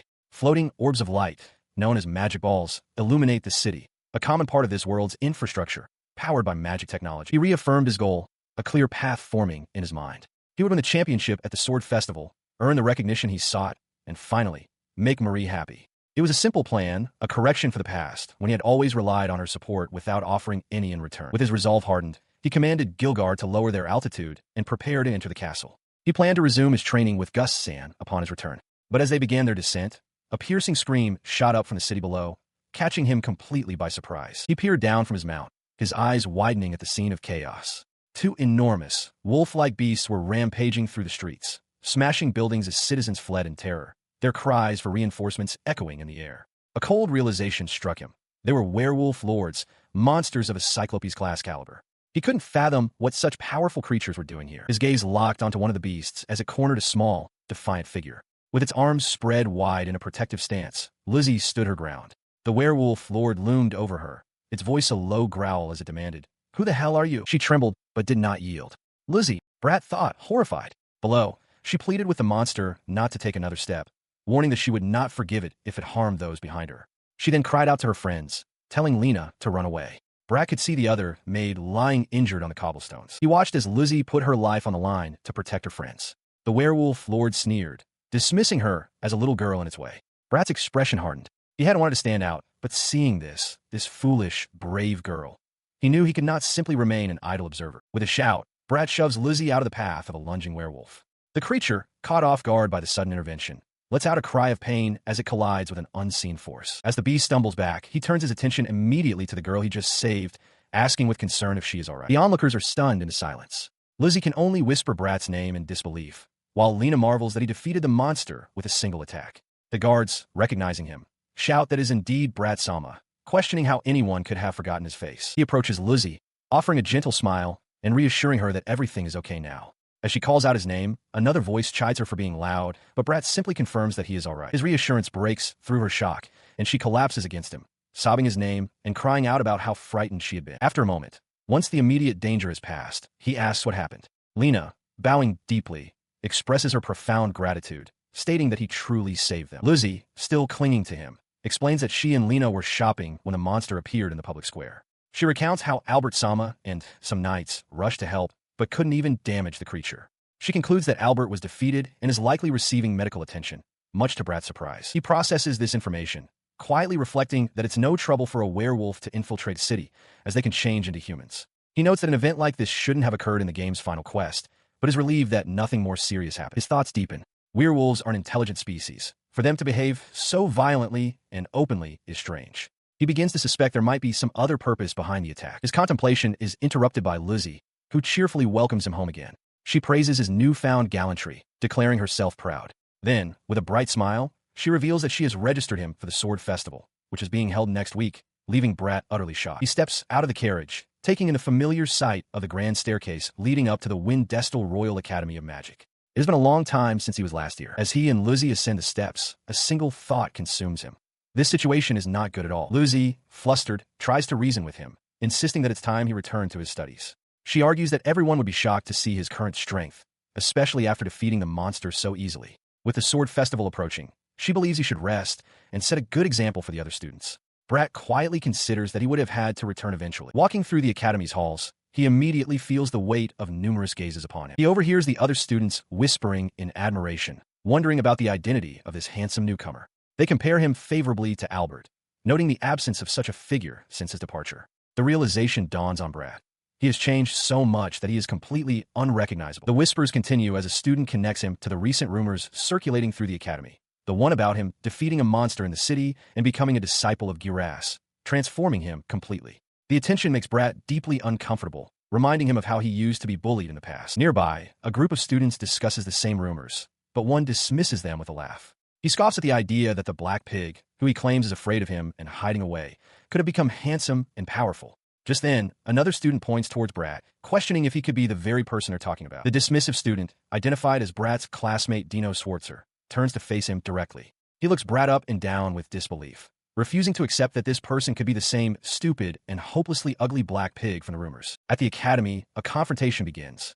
Lizzie, her face flushed with anger, shouts at a freckled student, accusing him of being rude to Brat-sama. Brat himself stands by, his expression neutral as he observes the scene. He turns in surprise, calling out Lizzie's name.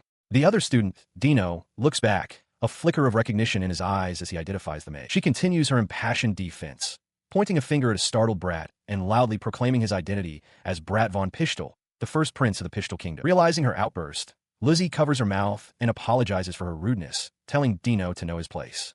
Dino recalls that she is His Highness Brat's personal maid, the one who served the infamous Black Pig. He remarks that Brat has changed so much he didn't recognize him at first. Brat attempts to smooth things over, noting it's been a while since they last saw each other in class.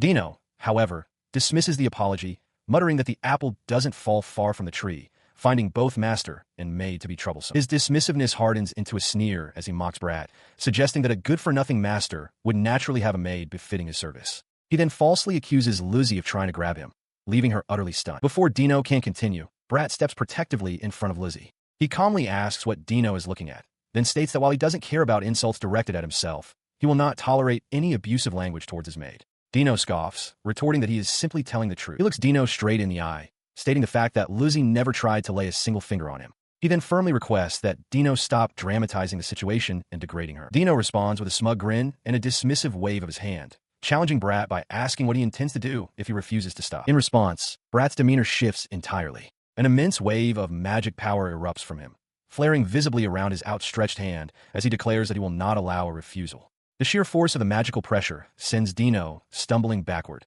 his face a mask of shock and fear. The overwhelming display of power leaves Dino flustered and sweating, the object of whispers from other students.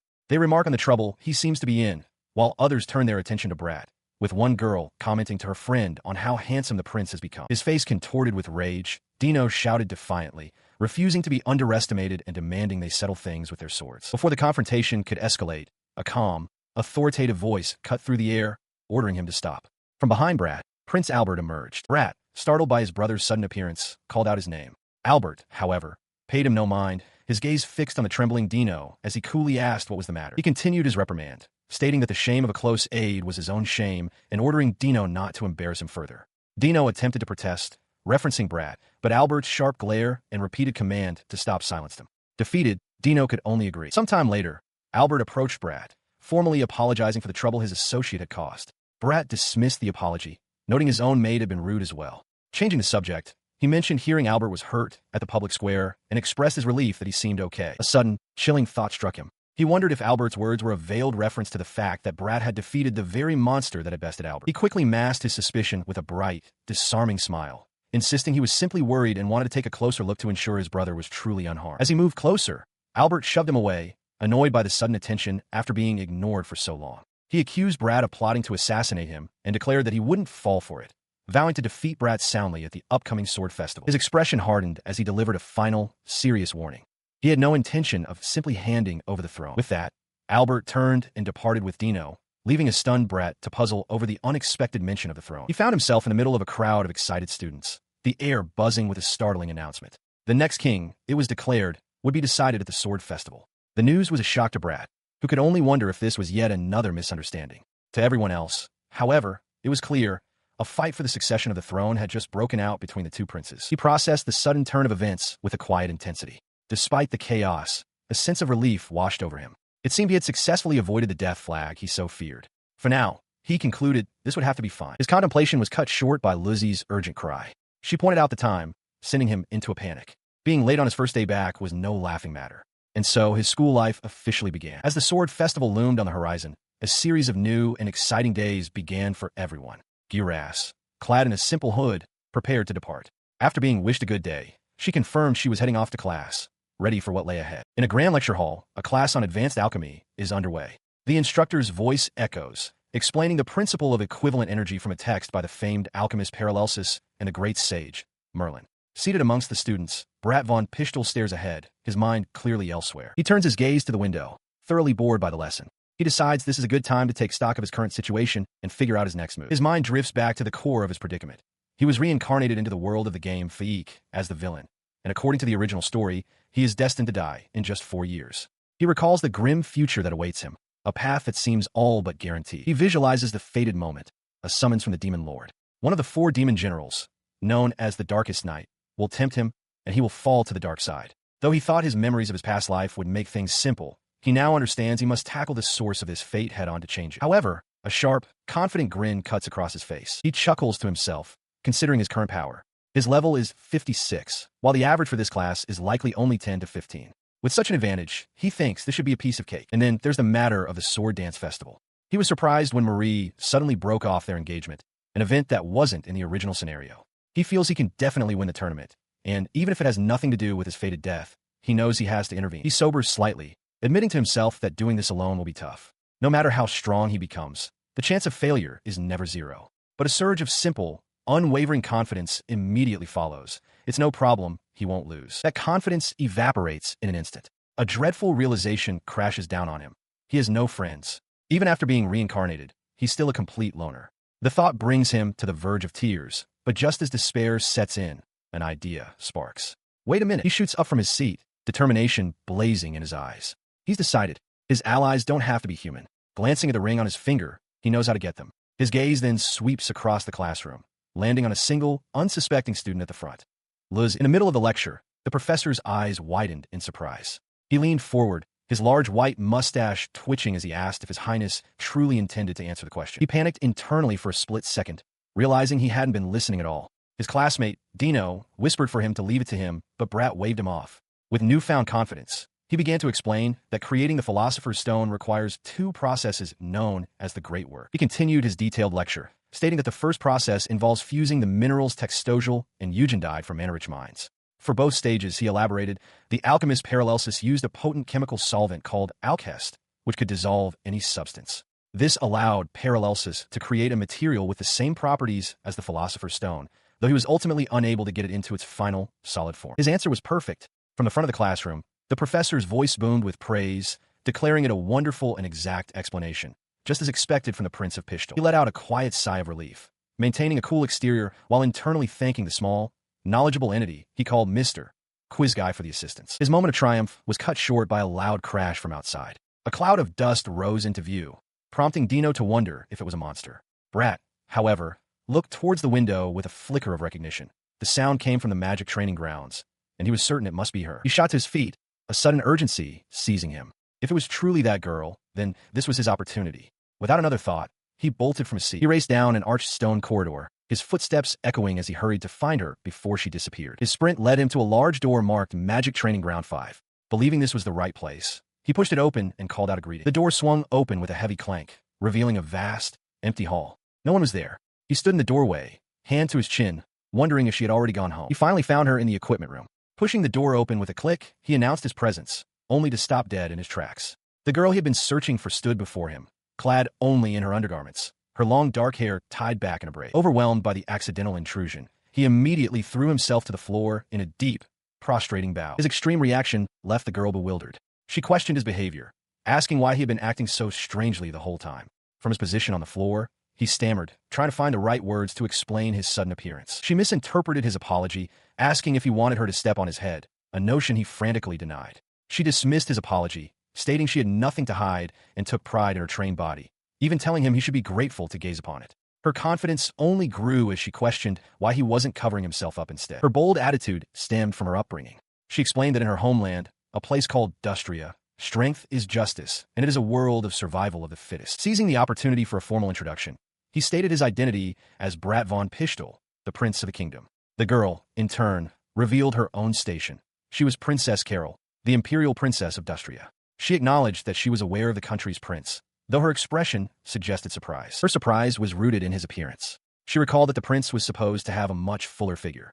Brat, with a strained smile, could only plead for her not to ask, admitting that a lot had happened. She waved off the formality, deciding that the title of princess didn't suit her. She insisted he simply call her Carol, a request he readily accepted. Having settled the introductions, he made a simple, polite request, that she please put on some clothes. Now fully dressed, Carol listened as Brat began to explain his urgent reason for seeking her out.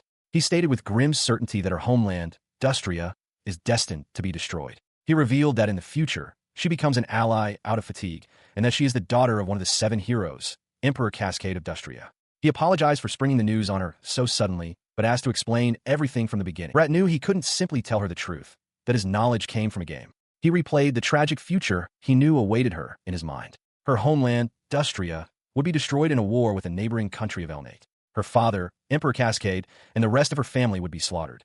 Carol herself would only survive because she was in another country at the time. Seeking revenge, she would collaborate with one of the 4 demon generals, Beelzebub, and betray the hero's party. The entire affair, however, was orchestrated by Beelzebub from the very beginning, a truth she would learn far too late before ultimately siding with the hero. He summarized the gist of it for her, explaining that a war would soon break out. He admitted he didn't know why she was in Pishtal, but insisted that if they acted now, they might be able to avoid the worst-case scenario. He faltered, realizing he couldn't just say it was from game script and that he had no proof. Carol, who had been listening the whole time, narrowed her eyes. She countered that even if war came, her country of Dustria was invincible. Calling his story unpleasant, she demanded to know if he had any proof to back up his claims. With a sharp crack, she slammed her fist on the table in frustration.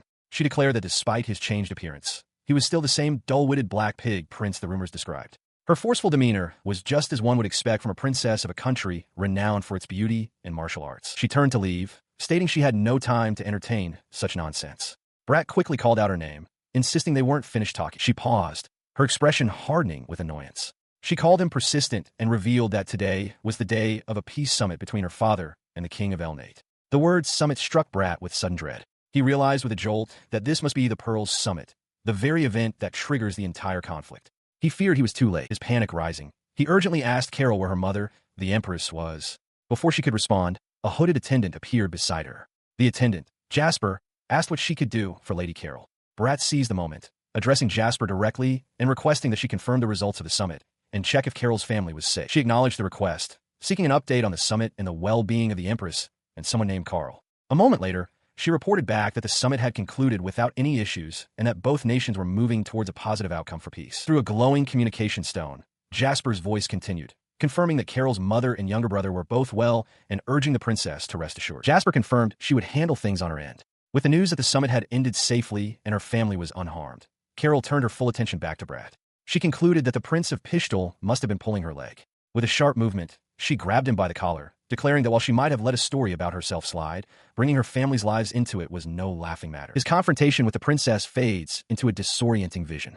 A swordsman, his features a skilled and hardened echo of Brat's own, cuts down a foe, desperately questioning if history has truly been altered by his actions. The vision gives way to the sunlit reality of a training courtyard, where Lord Albert concludes his practice. His display earns him fawning praise from onlookers, including Dino Swartzer and several female admirers who declare his swordsmanship sharper than ever and predict his victory at the Sword Dance Festival. Despite the adulation, he calmly announces that he is finished for the day. A surprised Dino questions the decision, reminding him that the Sword Dance Festival is fast approaching. He dismisses Dino's concern, stating he will put his own sword away and warning him not to repeat himself. As Albert walks off, the admirers continue to praise him, though one remarks that Lord Brat has also been impressive lately, like his old self. Albert appears to overhear this comment as he departs. The mention of Brat ignites a silent fury in Dino. He clenches his fist, his face contorting in anger as he internally seethes, questioning why his brother is receiving such praise. His resentment deepens. He cannot fathom how Brat dares to reclaim any glory after everything that has happened. He recalls Brat's monstrous skill during the subjugation of the werewolf lord 2 months prior, realizing his brother seems to have reverted to that powerful state. Lost in thought, he is startled by an unseen presence and shouts out into the empty courtyard. His shout is answered by a mysterious, doll-like woman who appears before him. She taunts him, stating that Brat's current strength is incomparable and that Dino can't forget how his brother fights. When Dino demands to know who she is, she dismisses the question, instead asking if he is truly curious about whether he could defeat Brat.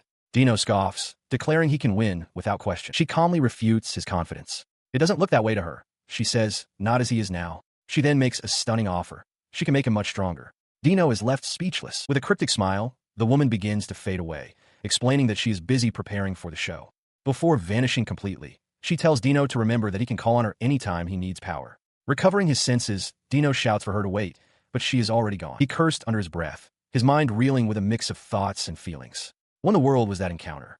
As he stood there, grappling with the mysterious woman's proposition, preparations advanced in the shadows. Time passed, and eventually, the Sword Dance Festival began. At the venue, Prince Albert stood waiting, while nearby, a quiet, hooded figure closed her eyes in contemplation. Later that day, after school, Albert changes his clothes in his room. He remains unsettled by his encounter with Rionetta, recalling her absurd offer to lend him her power. He found her deeply unsettling, feeling as though her gaze pierced right through to his soul. He sighs, trying to dismiss the feeling as mere exhaustion. He steels himself, pushing the thought aside. He decides he doesn't need anyone's help. He will defeat his brother on his own. He believes that once this is done, the unease in his heart will finally fade. Meanwhile, in the training yard, Dino Schwarzer cheerfully informs Brat that Lord Albert isn't participating, so he's heading home. As Dino walks off humming, Brat suddenly shouts a warning for him to watch out. The warning comes an instant too late as a piece of training equipment, thrown by Brat, strikes Dino on the head. Brat calls out an apology, asking if he's alright. Dino, though dazed, quickly insists that he's totally fine. He glances back with a smirk, thinking to himself that cramming in some last-minute training won't do anything to make Brat strong. Deciding to leave, he mutters that he'll stop by his usual spot before heading home for the day. His destination is a perch overlooking the training grounds.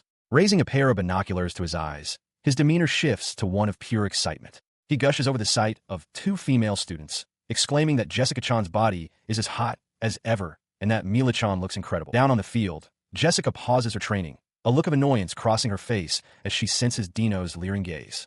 She mutters under her breath about how this is just the best. He remains oblivious, lost in his own world.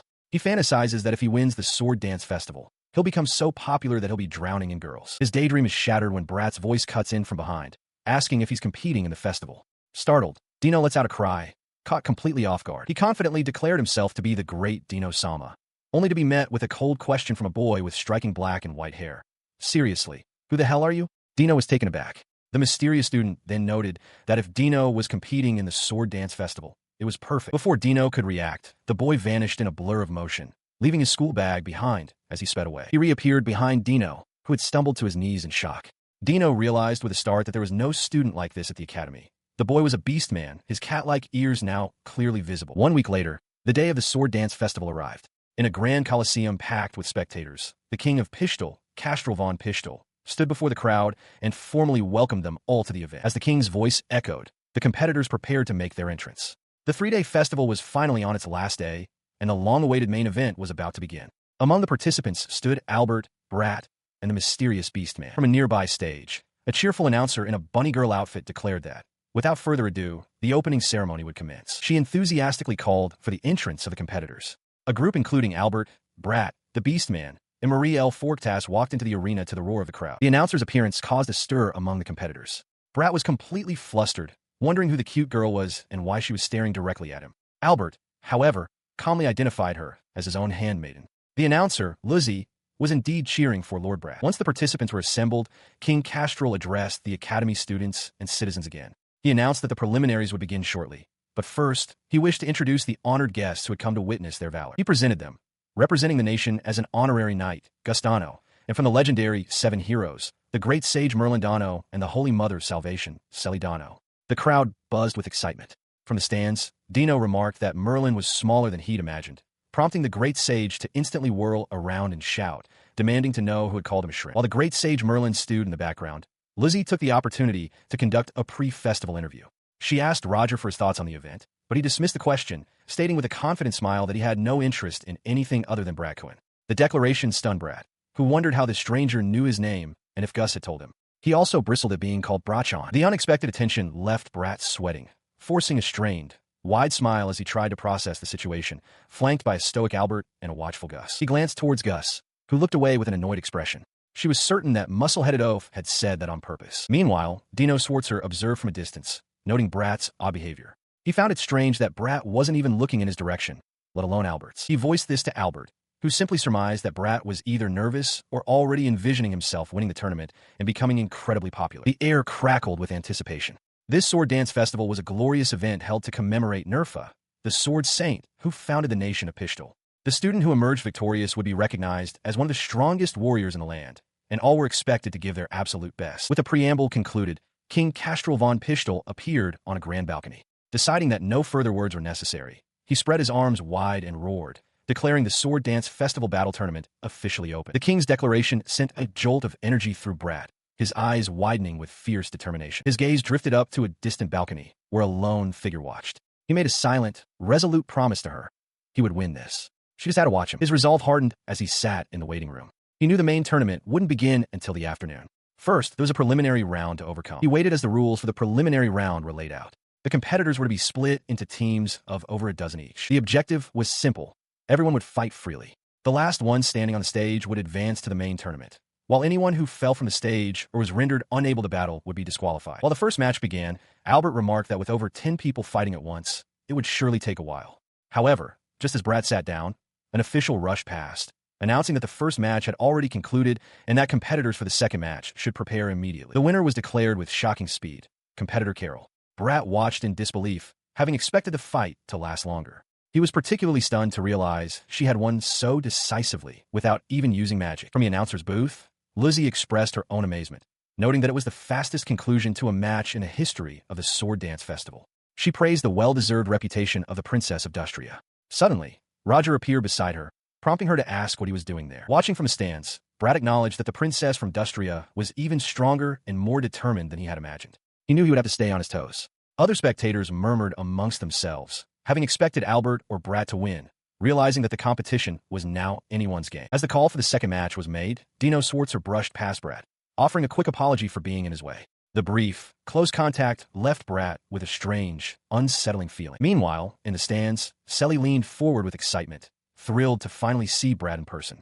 Beside her, Gus Striesman was soundly asleep, while Merlin looked on with a weary expression. Albert surveyed the competitors gathering for the next match. He noted that besides Dino, there were no other familiar faces and felt confident Brat could manage to get through the preliminaries. Still, he harbored one lingering concern. The signal was given, and the match began with a roar from the crowd. As other competitors charged, Lizzie's voice boomed a warning for Lord Brat to look out. Her cry was directed at Roger, whose friendly demeanor had vanished, replaced by a predatory intensity as he told Brat his true self was now showing. He faces Roger, who unleashes a tremendous wave of magic. The sheer force sends another combatant flying, the boy crying out in shock at the power being released. With a manic grin, Roger lunges forward, his hand outstretched towards Brat's face. His hand closes in, but Brat calmly intercepts the attack, catching Roger's wrist. From a distance, another student shouts at Roger, calling him an idiot for such a reckless move. Roger seems momentarily confused before his eyes widen in surprise, realizing his strike has been halted. He maintains his grip on Roger's wrist as another competitor, a girl with long, light-toned hair, decides to act. Noting that about 6 others are already down, she resolves to finish the match in one move, gathering magical energy and unleashing a powerful energy bomb directly at the pair. The sphere of destructive energy hurtles towards them. Brat instantly recognizes it as a super strong, 4th-tier offensive spell, one that explodes on contact, just as one would expect from an academy student. Instead of dodging, he calmly meets the incoming spell. With a confident smile, he simply flicks the glowing orb with the fingers of his free hand, effortlessly redirecting its trajectory. The energy bomb flies back towards its caster, who stares in disbelief, certain it should have touched him. He explains to a stunned Roger that it's complicated, but he placed a magical barrier between his hand and the spell. The bomb detonates near the girl, sending her flying from the stage with a scream. With her eliminated, Brat smiles, noting that it saves him some trouble, and now it's just the two of them. His attention, however, is not entirely on Roger. He glances towards the edge of the arena where Dino stands watching, then turns back to his opponent, challenging him to make his move. Dino watches the confrontation intently from the sidelines. As the sound of a creaking door echoes behind him, he addresses someone who has just arrived, stating firmly, "Whoever you are, that isn't Dino." In the dueling arena, Roger stands with a confident smirk, goading his opponent. "What's the matter?" he asks. "Why don't you come at me?" He studies the boy across from him, Dino Schwarzer, but a flicker of doubt crosses his mind. He senses this is someone who isn't Dino. From afar, an unseen observer notes that all other combatants have been eliminated, leaving only the 2 of them remaining in the vast arena. The observation proves correct as Roger lunges forward, his blade a blur. Dino parries the swift attack, the clash of steel echoing in the space. The boy's speed confirms Roger's suspicion. He thinks to himself that this agility is undeniable proof. This person is definitely not Dino. Dino gasps for breath, his eyes wide with exertion and perhaps surprise at his opponent's keen perception. Despite this silent revelation, their duel continues unabated. They meet in the center of the arena, blades clashing with furious intensity. A wide, unsettling grin spreads across Dino's face. He mockingly repeats Roger's thought back at him. "Not Dino, you say?" He insists that no matter how one looks at him, he is who he appears to be. With a sudden burst of speed, he lunges again, shouting his identity for all to hear. "I'm obviously Dino Schwarzer." Roger's eyes widen in surprise at the declaration and the attack. The exchange leaves Dino crouched and panting, his sword planted in the ground for support. He appears to have expended a great deal of energy. Roger's expression is one of deep contemplation. He concedes internally that while Dino is skilled, he never possessed this level of power before. And there's something else, another inconsistency, that troubles him. From the stands, Brat von Pistol watched the duel unfold, a look of mild confusion on his face. He observed that his opponent had uncharacteristically skipped the witty banter that usually preceded a match. Down in the arena, the atmosphere grew tense. Roger closed the distance to his opponent, his voice sharp and insistent as he demanded to know the whereabouts of the real Dino. The imposter offered no answer, only a quiet, contemptuous scoff. His dismissive expression then twisted into a manic grin as he lunged, pressing his blade forward. He shouted that he had no need to answer, because Roger was going to die right there. He sidestepped the lethal thrust, his mind racing. This tournament was meant to be simple festival entertainment, not a true battle to the death. And yet, his opponent continued to attack with undisguised killing intent. He slid low to the ground, evading another strike. Pushing himself back up, Roger stated with certainty that while he didn't know the imposter's identity, he could not be defeated. In the stands, Brat's expression shifted to a wide, unnerving grin as he felt the genuine bloodlust pouring from the fake Dino. In the arena, Roger conceded that the imposter might be right, but only if they were fighting under normal circumstances. He repeated the condition, if we were fighting normally, as he panted for breath, sweat dripping from his chin. Suddenly, a wave of vertigo struck him, his head spinning uncontrollably. His eyes darted toward the audience, finding Gus Streisman. With his strength failing, he cried out her name. He stumbles, his body suddenly failing him. From his stands, Gus watches in alarm, realizing the boy is in mortal danger and shouting for him not to fall asleep. His vision blurs and sweat beads on his face as he struggles to comprehend what is happening to him. In the commentator's box, a rabbit-eared announcer looks on with concern. Across the arena, the imposter posing as Dino provides the answer, laughing as he declares that his trap is finally taking effect. He gloats that he used a poison capable of paralyzing a dragon, admitting he was getting worried it was taking so long to kick in.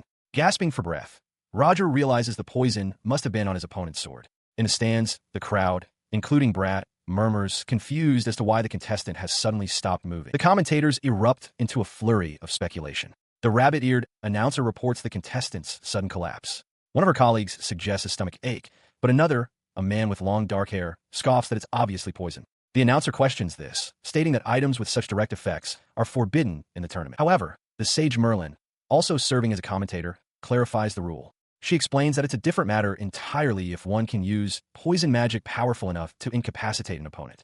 The Dino imposter smirks, licking his lips with cruel satisfaction. Seeing his opponent completely immobilized, the imposter charges forward. Roger's eyes widen with dread, his body refusing to respond to his commands. He reaches the fallen beast man and delivers a vicious punch to his face. The commentators cry out in shock at the brutal attack as the imposter laughs, mocking his pathetic, helpless state. Lying on the cold stone, dazed and bleeding, a realization cuts through Roger's poison haze. There's no one else he knows with this particular skill. His attacker must be connected to them. His opponent confirms it with a triumphant roar. He is no student, but the younger brother of the werewolf lord that Roger had cut down and killed. He has come seeking vengeance. From his seat, Brat watches the revelation unfold, his expression hardening. He watched as the paralyzed Roger looked up at his attacker and, to the man's fury, offered a quiet apology. The Dino imposter seethed, warning Roger not to mess with him. The apology only enraged him further. "Sorry," he roared, questioning if Roger was now begging for his life. As the student loomed over his helpless foe, Brat felt a flicker of recognition, a sense that he had seen this person somewhere before. The man continued his furious tirade, proclaiming that his brother was strong, destined to become a demon general and lead the demon lord's army. The pieces clicked into place for Brat. He now understood the resemblance. He recalled the man's brother clearly. He was a villain. The imposter's rage then shifted its focus, his accusing finger pointing directly at Brat, identifying him as the one responsible. As this accusation hung in the air, Roger, still prone, began to connect the dots himself. He realized the two looked alike, and even the color of their magic was uncannily similar. His mind racing with this new understanding, he could only watch as the imposter raised his sword, his hand trembling with rage. The man swore he would never forgive Roger and vowed to kill him. The vow of vengeance triggered a memory within Brat. He saw himself as the villainous pig prince, being punished while Marie L. Forktas looked on. He recalled his own resolve. He would make no excuses for his past actions, nor did he expect to be forgiven. But that resolve also came with a new determination.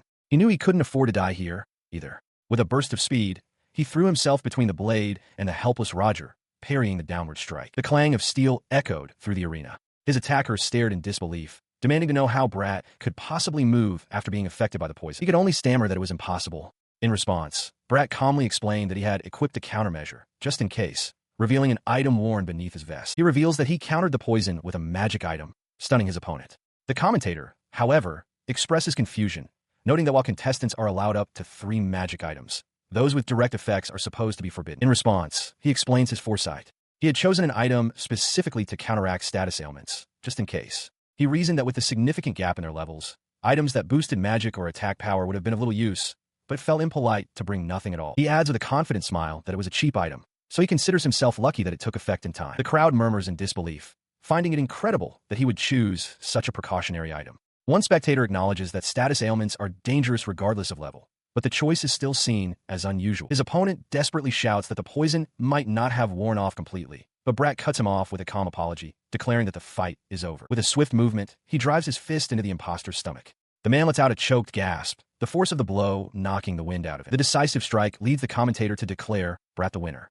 As he tends to the still paralyzed Roger, Marie claps enthusiastically from the stands, calling the outcome amazing, while Gus watches on in thoughtful silence. Marie's expression softens with amusement. Down below, Brat struggles with Roger's dead weight, muttering that this is like jumping from the frying pan into the fire, as he now has a mountain of questions for him. Beside Marie, Gus chuckles. He grunts with effort, hauling the beast man away. To his annoyance, he notices Roger's tail has begun to wag. Just then, the commentator calls out, requesting an interview with the winner. A sudden panic grips Brat as he feels his transformation magic beginning to flicker and fade. He ignores the call for an interview, instead hoisting his unconscious opponent over his shoulder. With a strained expression, he offers a quick thanks to the crowd and makes a hasty retreat from the arena, leaving the commentator to praise his apparent sportsmanship. As he flees, the roar of the crowd begins to fade, replaced by the echo of a name from a recent, intense memory. The memory is of Roger, his face contorted in fury as he confronts his companion, All. Roger recounts how other demons belittle them, claiming their rank as division commanders was earned only through dishonorable tactics.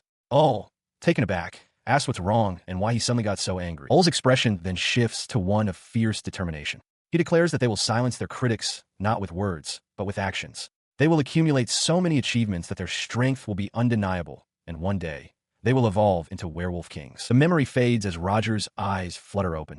He finds himself in an unfamiliar, sunlit grove, completely disoriented. Before him stands Brat, no longer in his transformed state, but in his true, portly form. Brat notes that Roger is finally awake, remarking that he was quite a burden to carry. He looks around, taking in the rows of tombstones. Brat calmly explains their location, the graveyard behind the royal palace. He assures the wary beastman that he has no intention of hurting him and that he should relax for now. With the immediate situation clarified, Brat's tone becomes serious. He states that he needs Roger to tell him about what has been happening recently, and more importantly, everything he knows about a person named Lionetta. The name strikes a chord with Roger, his eyes widening in disbelief. In a quiet, grassy clearing, several simple cross-shaped gravestones stand beneath a bright sky. The beastman Roger's eyes shot open, taking in the unfamiliar surroundings. He was in a cemetery. A voice cut through his confusion. It was Brat, telling him to calm down and that there was a reason he had been brought here. Still disoriented, Roger furiously demanded to know what had happened to him and to the arena. Brat simply reiterated that there was a reason. His anger overriding any sense of reason, Roger lunged forward, grabbing Brat by the collar with a low growl. Panic flared in Brat's mind as he wondered if the beastman was about to finish him off. Despite the threat, a calm smile spread across Brat's face. He noted that if Roger had enough energy to attack him, then he must be all right. The unexpected response seemed to momentarily deflate Roger's anger, and he conceded the point. But his fury quickly returned as he demanded to know why Brat had brought him to this place and how he knew the name of the witch. Instead of answering, Brat simply gestured toward a specific, simple grave. He told Roger to look, stating that this was what he had wanted to show him. Roger stared, dismissing it as just a tombstone. Brat then delivered the shocking truth. It was his brother's grave. He explained that he had buried him for the time being, but if Roger disapproved of the human way of mourning, he was free to do as he pleased. He was stunned. He questioned why Brat would give a monster a burial.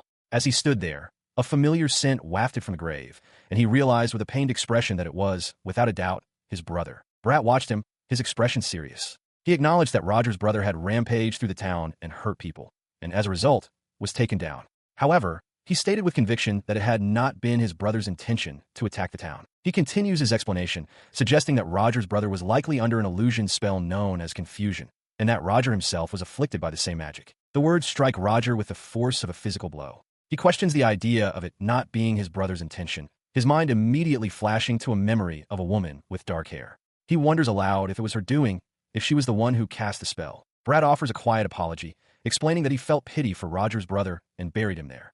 He reasons that werewolves are an intelligent race, making it highly unnatural for a high-ranking member to engage in such a mindless rampage. As Roger processes this, a memory surfaces. He recalls that he and his big brother met Lionetta just before leaving for the royal capital. The realization dawns on him, a look of horror spreading across his face as he connects the events. In his mind's eye, he sees her smiling face, wishing them a safe trip with an unsettling sweetness. The memory shows her patting both him and his brother on the head, condescendingly calling them her little puppies.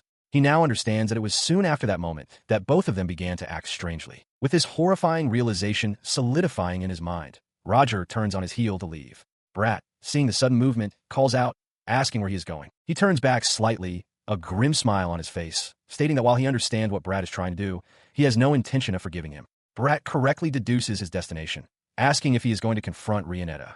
Roger's silence is his only answer. He confirms Brat's suspicion, stating he will indeed come after him, Brat von Pistol. But his expression twists into one of pure fury as he declares that, first and foremost, he utterly hates that woman. As Roger begins to walk away, Brat calls out, insisting that if that is his plan, then their conversation is not over. He holds his ground, preventing the furious beast man from leaving. Roger, his anger momentarily checked, demands to know what Brat has to say. In response, Brat looks at him intently and makes a startling proposal, that they should team up. Roger can only stare back, utterly bewildered. Brat continues, explaining that he considers Rionetta his arch-nemesis from another world. He then turns the questioning back on Roger, asking how he knows her. Roger is taken aback, questioning why Brat is talking about dreams at a time like this. Brat simply laughs, confirming with an unnerving certainty that he knows Rionetta very well. An image of Rionetta flashes through Brat's mind. He recalls that in the world of Faik, she was the one who caused his fall to the dark side. Realizing that a direct confrontation is a terrible idea, he knows he must act quickly. He tries to get Roger's attention, but the Beastman seems lost in his own thoughts. Grabbing his companion's uniform, Brat shouts that rushing in is the biggest death flag imaginable and that Roger will only get himself shattered. The sudden action startles Roger out of his stupor. His attention then pivots completely. He asks his familiars where Dino is, casually questioning if they killed him. Mina, in her cat form, reports that Dino is in the warehouse of the Academy's second building. Brat acknowledges the information with a simple sound of understanding. Meanwhile, at the tournament grounds, the rabbit-eared commentator enthusiastically announces that the third match is about to begin. She expresses her eagerness to see what Brat will do next, unaware that he has already left. In a private viewing room, Selly notes that Merlin and Guras have temporarily departed. She announces that she will take over commentary duties. Nearby, Marie L. Forktas sits quietly, her thoughts drifting as she wonders where Brat has gone. Marie's mind drifts to a past conversation. She had asked Selly to break off their engagement, but Selly had countered with a condition. If she were to win the Sword Dance Festival, would Marie reconsider? The memory of her own shocked reaction fills her thoughts. She sat in the royal box, her thoughts still unsettled, when she noticed the woman beside her, Selly, had begun to tremble uncontrollably. Her gaze drifted towards the arena, where the sky above the Colosseum was rapidly darkening. A low rumble echoed as someone in the crowd noted the sudden change in weather. At that moment, a powerful incantation was invoked across the capital, Nightmare Mirage. From an unseen vantage point, the doll master Rionetta unleashed her magic. Dark, shimmering stars of energy descended upon the unsuspecting audience below. The crowd looked up bewildered. A huge flash of light had swept over them, yet nothing seemed to be happening. Some wondered aloud if this was simply part of the tournament's production. The illusion took hold instantly. Minor annoyances flared into open hostility as one man accused another of bumping into him. As the argument escalated, King Castrol appeared, demanding to know the cause of the commotion while a guard rushed to report. The guard shouted his report over the growing din. The entire audience had become agitated, and a riot was breaking out. Furthermore, their sensors had detected an extraordinary amount of magic from an external source. They were under attack. The king's face hardened. He questioned who could possibly be responsible for a magical attack on the entire audience. High above the pandemonium, Rionetta reclined with a satisfied smile. She laughed, declaring that the wonderful show had begun and that this was merely the opening act. She turned to her companions. A rabbit-eared girl panicked, stating this chaos wasn't part of the plan. Rionetta simply called the sight magnificent. The girl pleaded, asking why they couldn't just revive the demon lord without involving the people. Rionetta calmly explained that their tent was protected by a barrier, and more importantly, the vast magic power they needed was being generated by the turmoil of all the people in the royal capital, a point she confirmed with the silent Arietta. Her grand declaration of chaos is immediately met with defiance. The saintess, Selly, steps forward, her voice clear and unwavering as she demands to know the meaning of the disturbance. She vows not to forgive those who threaten the good people of the capital. At her side, her two rabbit-eared attendants call her name, a mix of concern and awe in their voices. From the shadows, Rionetta acknowledges her, a smirk playing on her lips as she identifies the saintess as one of the 7 heroes. She dismisses Selly's concern, assuring everyone to rest easy as she will handle the situation. With a confident flourish, she declares that countermeasures are already in place and unleashes a spell, Shadow Hunt. The spell manifests instantly. A grotesque figure of pure shadow erupts from the ground and lunges at the saintess. Selly gasps in shock as the creature's dark tendrils wrap around her, its voice a chilling whisper promising to take her to a dark place. Before she can react, she is completely engulfed. As Selly vanishes without a trace, the rabbit-eared commentator cries out in panic, asking where the saintess has gone. The gravity of the situation settles over the arena. A message from the king is relayed by a guard, ordering all students of Wintedestal to remain in place. He warns that they are under a powerful magic attack from an unknown source, and that it is dangerous to be outside. Observing the rising chaos, Rionetta's smile widens. She muses to herself that with the meddlesome 7 heroes removed from the equation, her plan can proceed unopposed. She then reveals herself to the entire stadium, hovering in the sky above the terrified crowd. She greets the people of Pishtal and formally introduces herself as Rionetta, one of the 4 demon generals of the Demon Lord's army, promising them a fun little show. Down below, the commentator desperately tries to maintain order, but her voice shakes with fear as she notes that even the tournament's protective magic is being slowly pierced by Rionetta's incredible power. Her address then shifts to the royal box, where she speaks directly to the king. With a mockingly formal tone, she expresses her pleasure in making his acquaintance. She explains her presence as a contribution to the kingdom's festival, a way to liven things up on behalf of the Demon Lord's army. From his balcony, King Castrol rises, shouting at her to stop and demanding to know her intentions. He looks around in desperation, his voice filled with alarm as he questions the whereabouts of his sons, Brad and Albert, and the 7 heroes. The king cannot comprehend how a demon general could appear so brazenly in his kingdom. A royal guard beside him urgently pleads for him to retreat to safety. But before the king can be moved, a sharp sound echoes across the stone. A single, heeled boot plants itself firmly on the ground. A new voice cuts through the chaos, ordering the dull master to halt, declaring that she has gone far enough. The voice belongs to Princess Carol of the Dustria Empire. She stands poised for battle, her gaze locked on the demon general. Her attendant calls her name in recognition, while another aide asks the king to entrust the situation to the princess. Rionetta's confident expression falters, replaced by surprise as she recognizes the newcomer and wonders aloud why the imperial princess of Dustria is present. She stands defiantly before the demon general, who scoffs.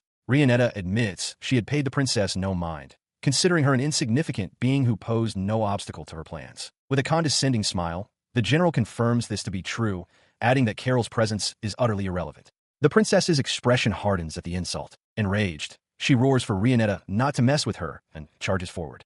The demon general, amused, mockingly calls her a cute little kitten as she begins to conjure magic. With a flick of her wrist, she unleashes her spell, Shadow Dagger. A volley of blades formed from pure darkness hurtles through the air. The daggers converge on the princess, whose eyes widen in alarm. She quickly brings her sword up in a desperate attempt to block the incoming assault. She cries out in pain as the shadow blades strike her.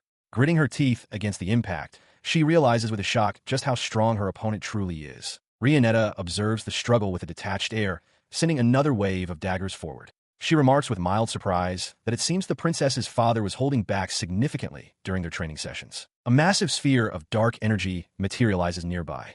Carol stares in disbelief, thinking it impossible for anyone to maintain such a high level of magic power constantly. Rionetta prepares to deliver a final, overwhelming blow. The dark energy erupts with devastating force. The attack leaves Princess Carol defeated and sprawled on the ground. From the sidelines, Selly, King Castrol, and the tournament commentator can only watch in stunned disbelief, with Selly whispering that it cannot be happening.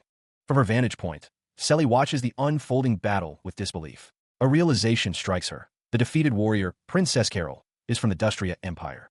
The revelation leaves her stunned. On the arena floor below, Princess Carol coughs, struggling to push herself up from the rubble. Her name echoes in her mind, a testament to her defeat. She looks up, her gaze falling upon the victor, Rionetta, who hovers effortlessly in the air. A grunt of pain escapes Carol as the immense gap in their power becomes painfully clear. The sight galvanizes King Castrol into action. He bellows orders to evacuate the civilians and to locate Brat and Albert, while also commanding anyone still able to tend to the wounded. As he speaks, a medic informs the downed Princess Carol that she has several broken bones and will be unable to move for some time. His commands are immediately complicated when a messenger rushes to his side with terrible news. Riots have erupted all across the royal capital, leaving no safe place for an evacuation. From her position on the balcony, Rionetta overhears the report. With a chilling calm, she addresses the panicked king from afar, questioning whoever suggested her attack was limited to just the arena. Her words strike the king with the force of a physical blow. His eyes widen in shock as the scale of the situation dawns on him. He has never witnessed magic of this magnitude before. The thought is inconceivable. As the king reels, medics rush the gravely injured Princess Carol away on a stretcher. They plead for her to hold on, but she can only mutter a curse before losing consciousness. Rionetta's faint laughter echoes as she watches the chaos. Attempting to regain control, the king shouts for his troops to calm down, dismissing the citywide panic as a large-scale illusion. He orders them to deploy and wait for the spell to wear off. Her smile widens into a look of pure condescension. "Oh, your majesty," Rianetta says, her voice dripping with mockery. "You don't seriously think this is all there is, do you?" She looked down at the bewildered King Castrol, musing that the current chaos was a grand festival. Yet this alone wouldn't be enough. The king, still reeling, could only ask what she was talking about. She casually revealed that it was nothing special.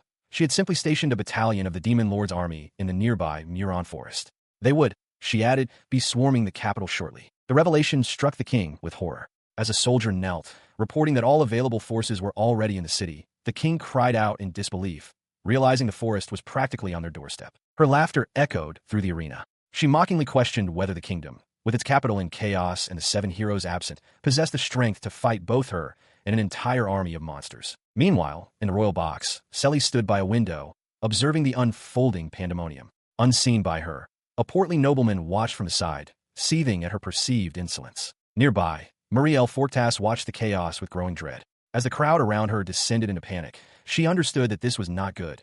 At this rate, the entire kingdom would be in peril. Her worried thoughts were interrupted as the same portly noble from before appeared behind her, a wine glass in hand. "So this is where you were," he slurred, his presence immediately unsettling. He startled her, grabbing her hand. The illusion magic had begun to affect even the nobles within the royal box, stripping away their inhibitions. "You really are beautiful up close," he commented with a grin, ignoring her plea for him to stop. As the noble continued his repulsive speech, declaring he'd wanted to ruin her ever since the ball, Selly looked on from her post. She grimaced, realizing her own assessment of the situation had been far too shallow. He then explained the flaw in their security. While it was true that a defensive barrier protected the royal box section, it was rendered useless if someone already affected by the spell from outside simply walked in. She realized with dawning horror that the spell must have spread instantly from those already under its influence.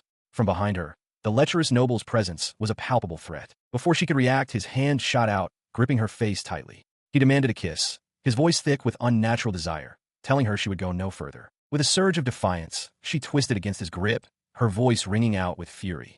She declared that she would never be his, proclaiming herself the fiancée of His Highness, Brat von Pistol. Her declaration was met only with a dismissive "ha" from the noble, who remained utterly unfazed by her title. Just then, a hand entered the space between them. The hand belonged to Brat von Pistol, and it connected with the noble's jaw in a brutal, solid impact that sent spittle flying. As the noble crumpled to the ground, Brat stood over him, his voice low and cold. He warned the man never to dare lay a hand on her again. His duty done, he turned his attention to Marie, his expression softening. He apologized for being late and asked if she was all right, addressing her as "my princess." She could only manage a soft "ah" in response. Overwhelmed by relief and the lingering terror, her strength gave out, and she began to fall forward. He caught her easily, and she buried her face in his chest, her body racked with sobs. She confessed how scared she had been, repeating the words over and over. Holding her close, he realized just how narrow the margin had been. It was a close call. If he had been even a little late, the outcome would have been unthinkable. He felt her trembling in his arms. He places a reassuring hand on Marie's head, his voice calm and steady. He tells her that everything is all right now and that she can leave the rest to him. Marie, still trembling slightly, looks up at him with wide, uncertain eyes. As he gently pats her head, the comforting gesture causes her to flinch for a moment, her surprise evident. The simple act seems to ground her. With a blush rising on her cheeks, Marie stammers her gratitude for being saved. Brat, however, turns his attention outward, stating that he is fine and instructing her to look after everyone else. In response to his command, Marie bows her head in solemn agreement. Brat accepts her obedience with a simple acknowledgement. His serious demeanor then shatters as he leans in with a playful grin. He cheekily suggests that he could fight much harder if she were to give him a kiss on the cheek as motivation. The sudden shift leaves Marie utterly flabbergasted, her face flushing a deep red as she questions what he's saying at a time like this. Sighing at his familiar antics, Marie mutters, "There you go again." Brat pulls back, admitting he was only kidding. He glances around, noting that it doesn't seem like the tournament can continue anyway, and adds with a wry smile that he is, after all, the one trying to break up with her. His attention is then captured by a strained voice from nearby. It is his father, the king, who calls his name and pleads for forgiveness. Brat turns to see the king kneeling, still struggling against the lingering influence that had overtaken him. Looking at his father with a firm but reassuring expression, he insists that the king only did what was necessary. He urges him to leave the rest to him. Taking a breath, Brat vaults over the balustrade of the royal box. As he lands gracefully on the stone walkway below, he calls out to his father, remarking that it has been some time since they last spoke. His arrival does not go unnoticed. High above on an archway, the dull master, Rianetta, watches him. A condescending smile touches her lips as her voice rings out, chiding Brat von Pistol for being late. Below, Brat looks up, his expression hardening as he faces the true architect of the chaos. He faces his opponent, a mocking smile on his face. "Lady Rionetta," he begins, "I'm honored you waited for me." She returns a cold stare, informing him that he was so late, they had to start the show without him. She continues her taunt, noting that while he seems to enjoy cracking jokes and helping others, the royal capital has fallen into chaos during his absence. She gestures to the chaos and then back to him, questioning if he truly believes he can do anything about the situation. Her words strike a nerve. He grits his teeth as the realization washes over him. I can't do anything. He stands alone in the vast arena, seemingly defeated. As he stands frozen, those watching from the royal box, Marie and the king, were expressions of shock and concern. Elsewhere, the Saintess Selly is trapped within a dark magical prison, her own face a mask of horrified helplessness. Rionetta smirks, reveling in her apparent victory. She declares that with the Saintess sealed away, there is no way to stop the chaos. She tells Brat he must now understand that some things cannot be saved and asks if they should end things quickly, as she has no time to waste. To her surprise, he calmly agrees. "You're right," he says, conceding that some things can't be saved. The unexpected response leaves Rionetta and her doll, Arietta, momentarily confused. He continues, his gaze fixed on the dark prison holding the Saintess. He repeats that he can't save them, admitting that there is nothing he can do about the situation. His expression shifts from resignation to a confident grin. While the king and Marie watch with concern, he declares, however, there is someone who can. His focus remains on the trapped Saintess, anticipating her power. As if on cue, a brilliant light erupts from the prison. Selly unleashes her power, invoking a spell, area clarification.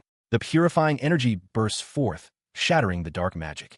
Rionetta can only stare in disbelief, shouting, "What?" Before the shock of this reversal can settle, Brad is violently grabbed from behind by the collar. He turns in surprise to see Dino Swartzer, whose face is contorted with rage. In the wake of the Saintess's purifying light, the entranced crowd begins to stir. A wave of confusion washes over them as they awaken, questioning where they are and what they were just doing, some even apologizing for their violent actions. Observing the mass recovery, Dino expresses his amazement. Selly, standing beside him, playfully attributes the instantaneous healing to her status as a goddess. From a distance, Rionetta watches in disbelief, her mind reeling from the sudden turn of events. Her shock is shared by one of her associates, a rabbit-eared girl who stares in wide-eyed astonishment. She recognizes the source of the miracle as the Saintess and frantically questions what is unfolding. The Saintess's attention then turns directly to the doll master. With a calm, yet piercing gaze, Selly asks Rionetta why she is present. Rionetta can only grit her teeth in frustration, spitting out the title that has just ruined her plans, the Saintess of Salvation. A dark laugh echoes as Rionetta's fury mounts. She internally fumes, certain that she had successfully sealed the Saintess away in an alternate dimension only moments before. The fact that Selly is standing before her now is an impossibility she cannot comprehend. The laughter grows louder as a shadowy figure mockingly congratulates Rionetta for falling into their trap. The doll master whirls around, her face a mask of pure shock as she demands to know what is happening. From within the swirling darkness of the figure, a voice recites a specific incantation, a command to open a corridor, spoken by a vassal bound to the great darkness. A chilling realization dawns on Rionetta. That is a chant known only to members of the Demon Lord's army. Before the implication can fully settle, the shadowy form suddenly recoils with a jolt, its smooth surface rippling in surprise. The darkness tears open, revealing a wild-looking young man with wolf-like ears who bursts forth with a triumphant shout. He revels in Rionetta's surprise, who mistakenly identifies him as the werewolf lord. He corrects her with a sneer, identifying himself as the lord's younger brother, the very one she had used and discarded like a dirty rag. Dino turns to Selly, a look of relief on his face. He confirms that the newcomer's arrival was part of the plan, admitting that while he had his doubts, trusting in the prince's strategy was ultimately the correct decision. On the balcony above, the werewolf's brother continues to gloat, savoring the furious expression on Rionetta's face. Rionetta's eyes whiten in shock as the reality of her situation sinks in. She realizes her entire scheme has been compromised. Before her, Brat calmly confirms her fears, stating that he knew exactly what she was planning from the very start, explaining that an informant told him everything he needed to know about her. He continues, revealing that anticipating her moves was the only way to protect Selly from her illusion magic. To that end, he had the werewolf, you, act as Selly's body double. The defeated werewolf lies on the ground nearby. Brat remarks on the usefulness of a shape-shifting skill, recalling knowledge from his past life. He knew the counter-strategy because in the game Final Quest, Rionetta once used a technique called Nightmare Mirage to attempt to overthrow a nation. Watching from the stands, Brat's supporters are overcome with admiration. Lizzie is filled with pride, Marie marvels at his foresight, and King Castrol praises his son's incredible and well-executed plan. Rionetta's shock quickly morphs into a confident smirk. She admits that Brat seeing through her plan was unexpected, but dismisses it as a minor problem. She then reveals her backup plan. An army of monsters, already on standby in the forest, should now be descending upon the capital's populace. As Brat and URU react to the news, Rionetta explains her true, overarching goal. From the very beginning, she sought to gather a massive amount of negative human magic power to revive the Demon Lord. To prove her point, she presents a magic stone, claiming the magic of the capital's citizens is steadily flowing into it.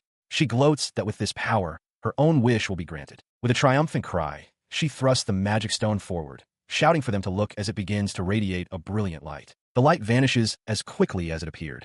The stone falls silent, its power extinguished. Rionetta's triumphant expression dissolves into pure, wide-eyed confusion.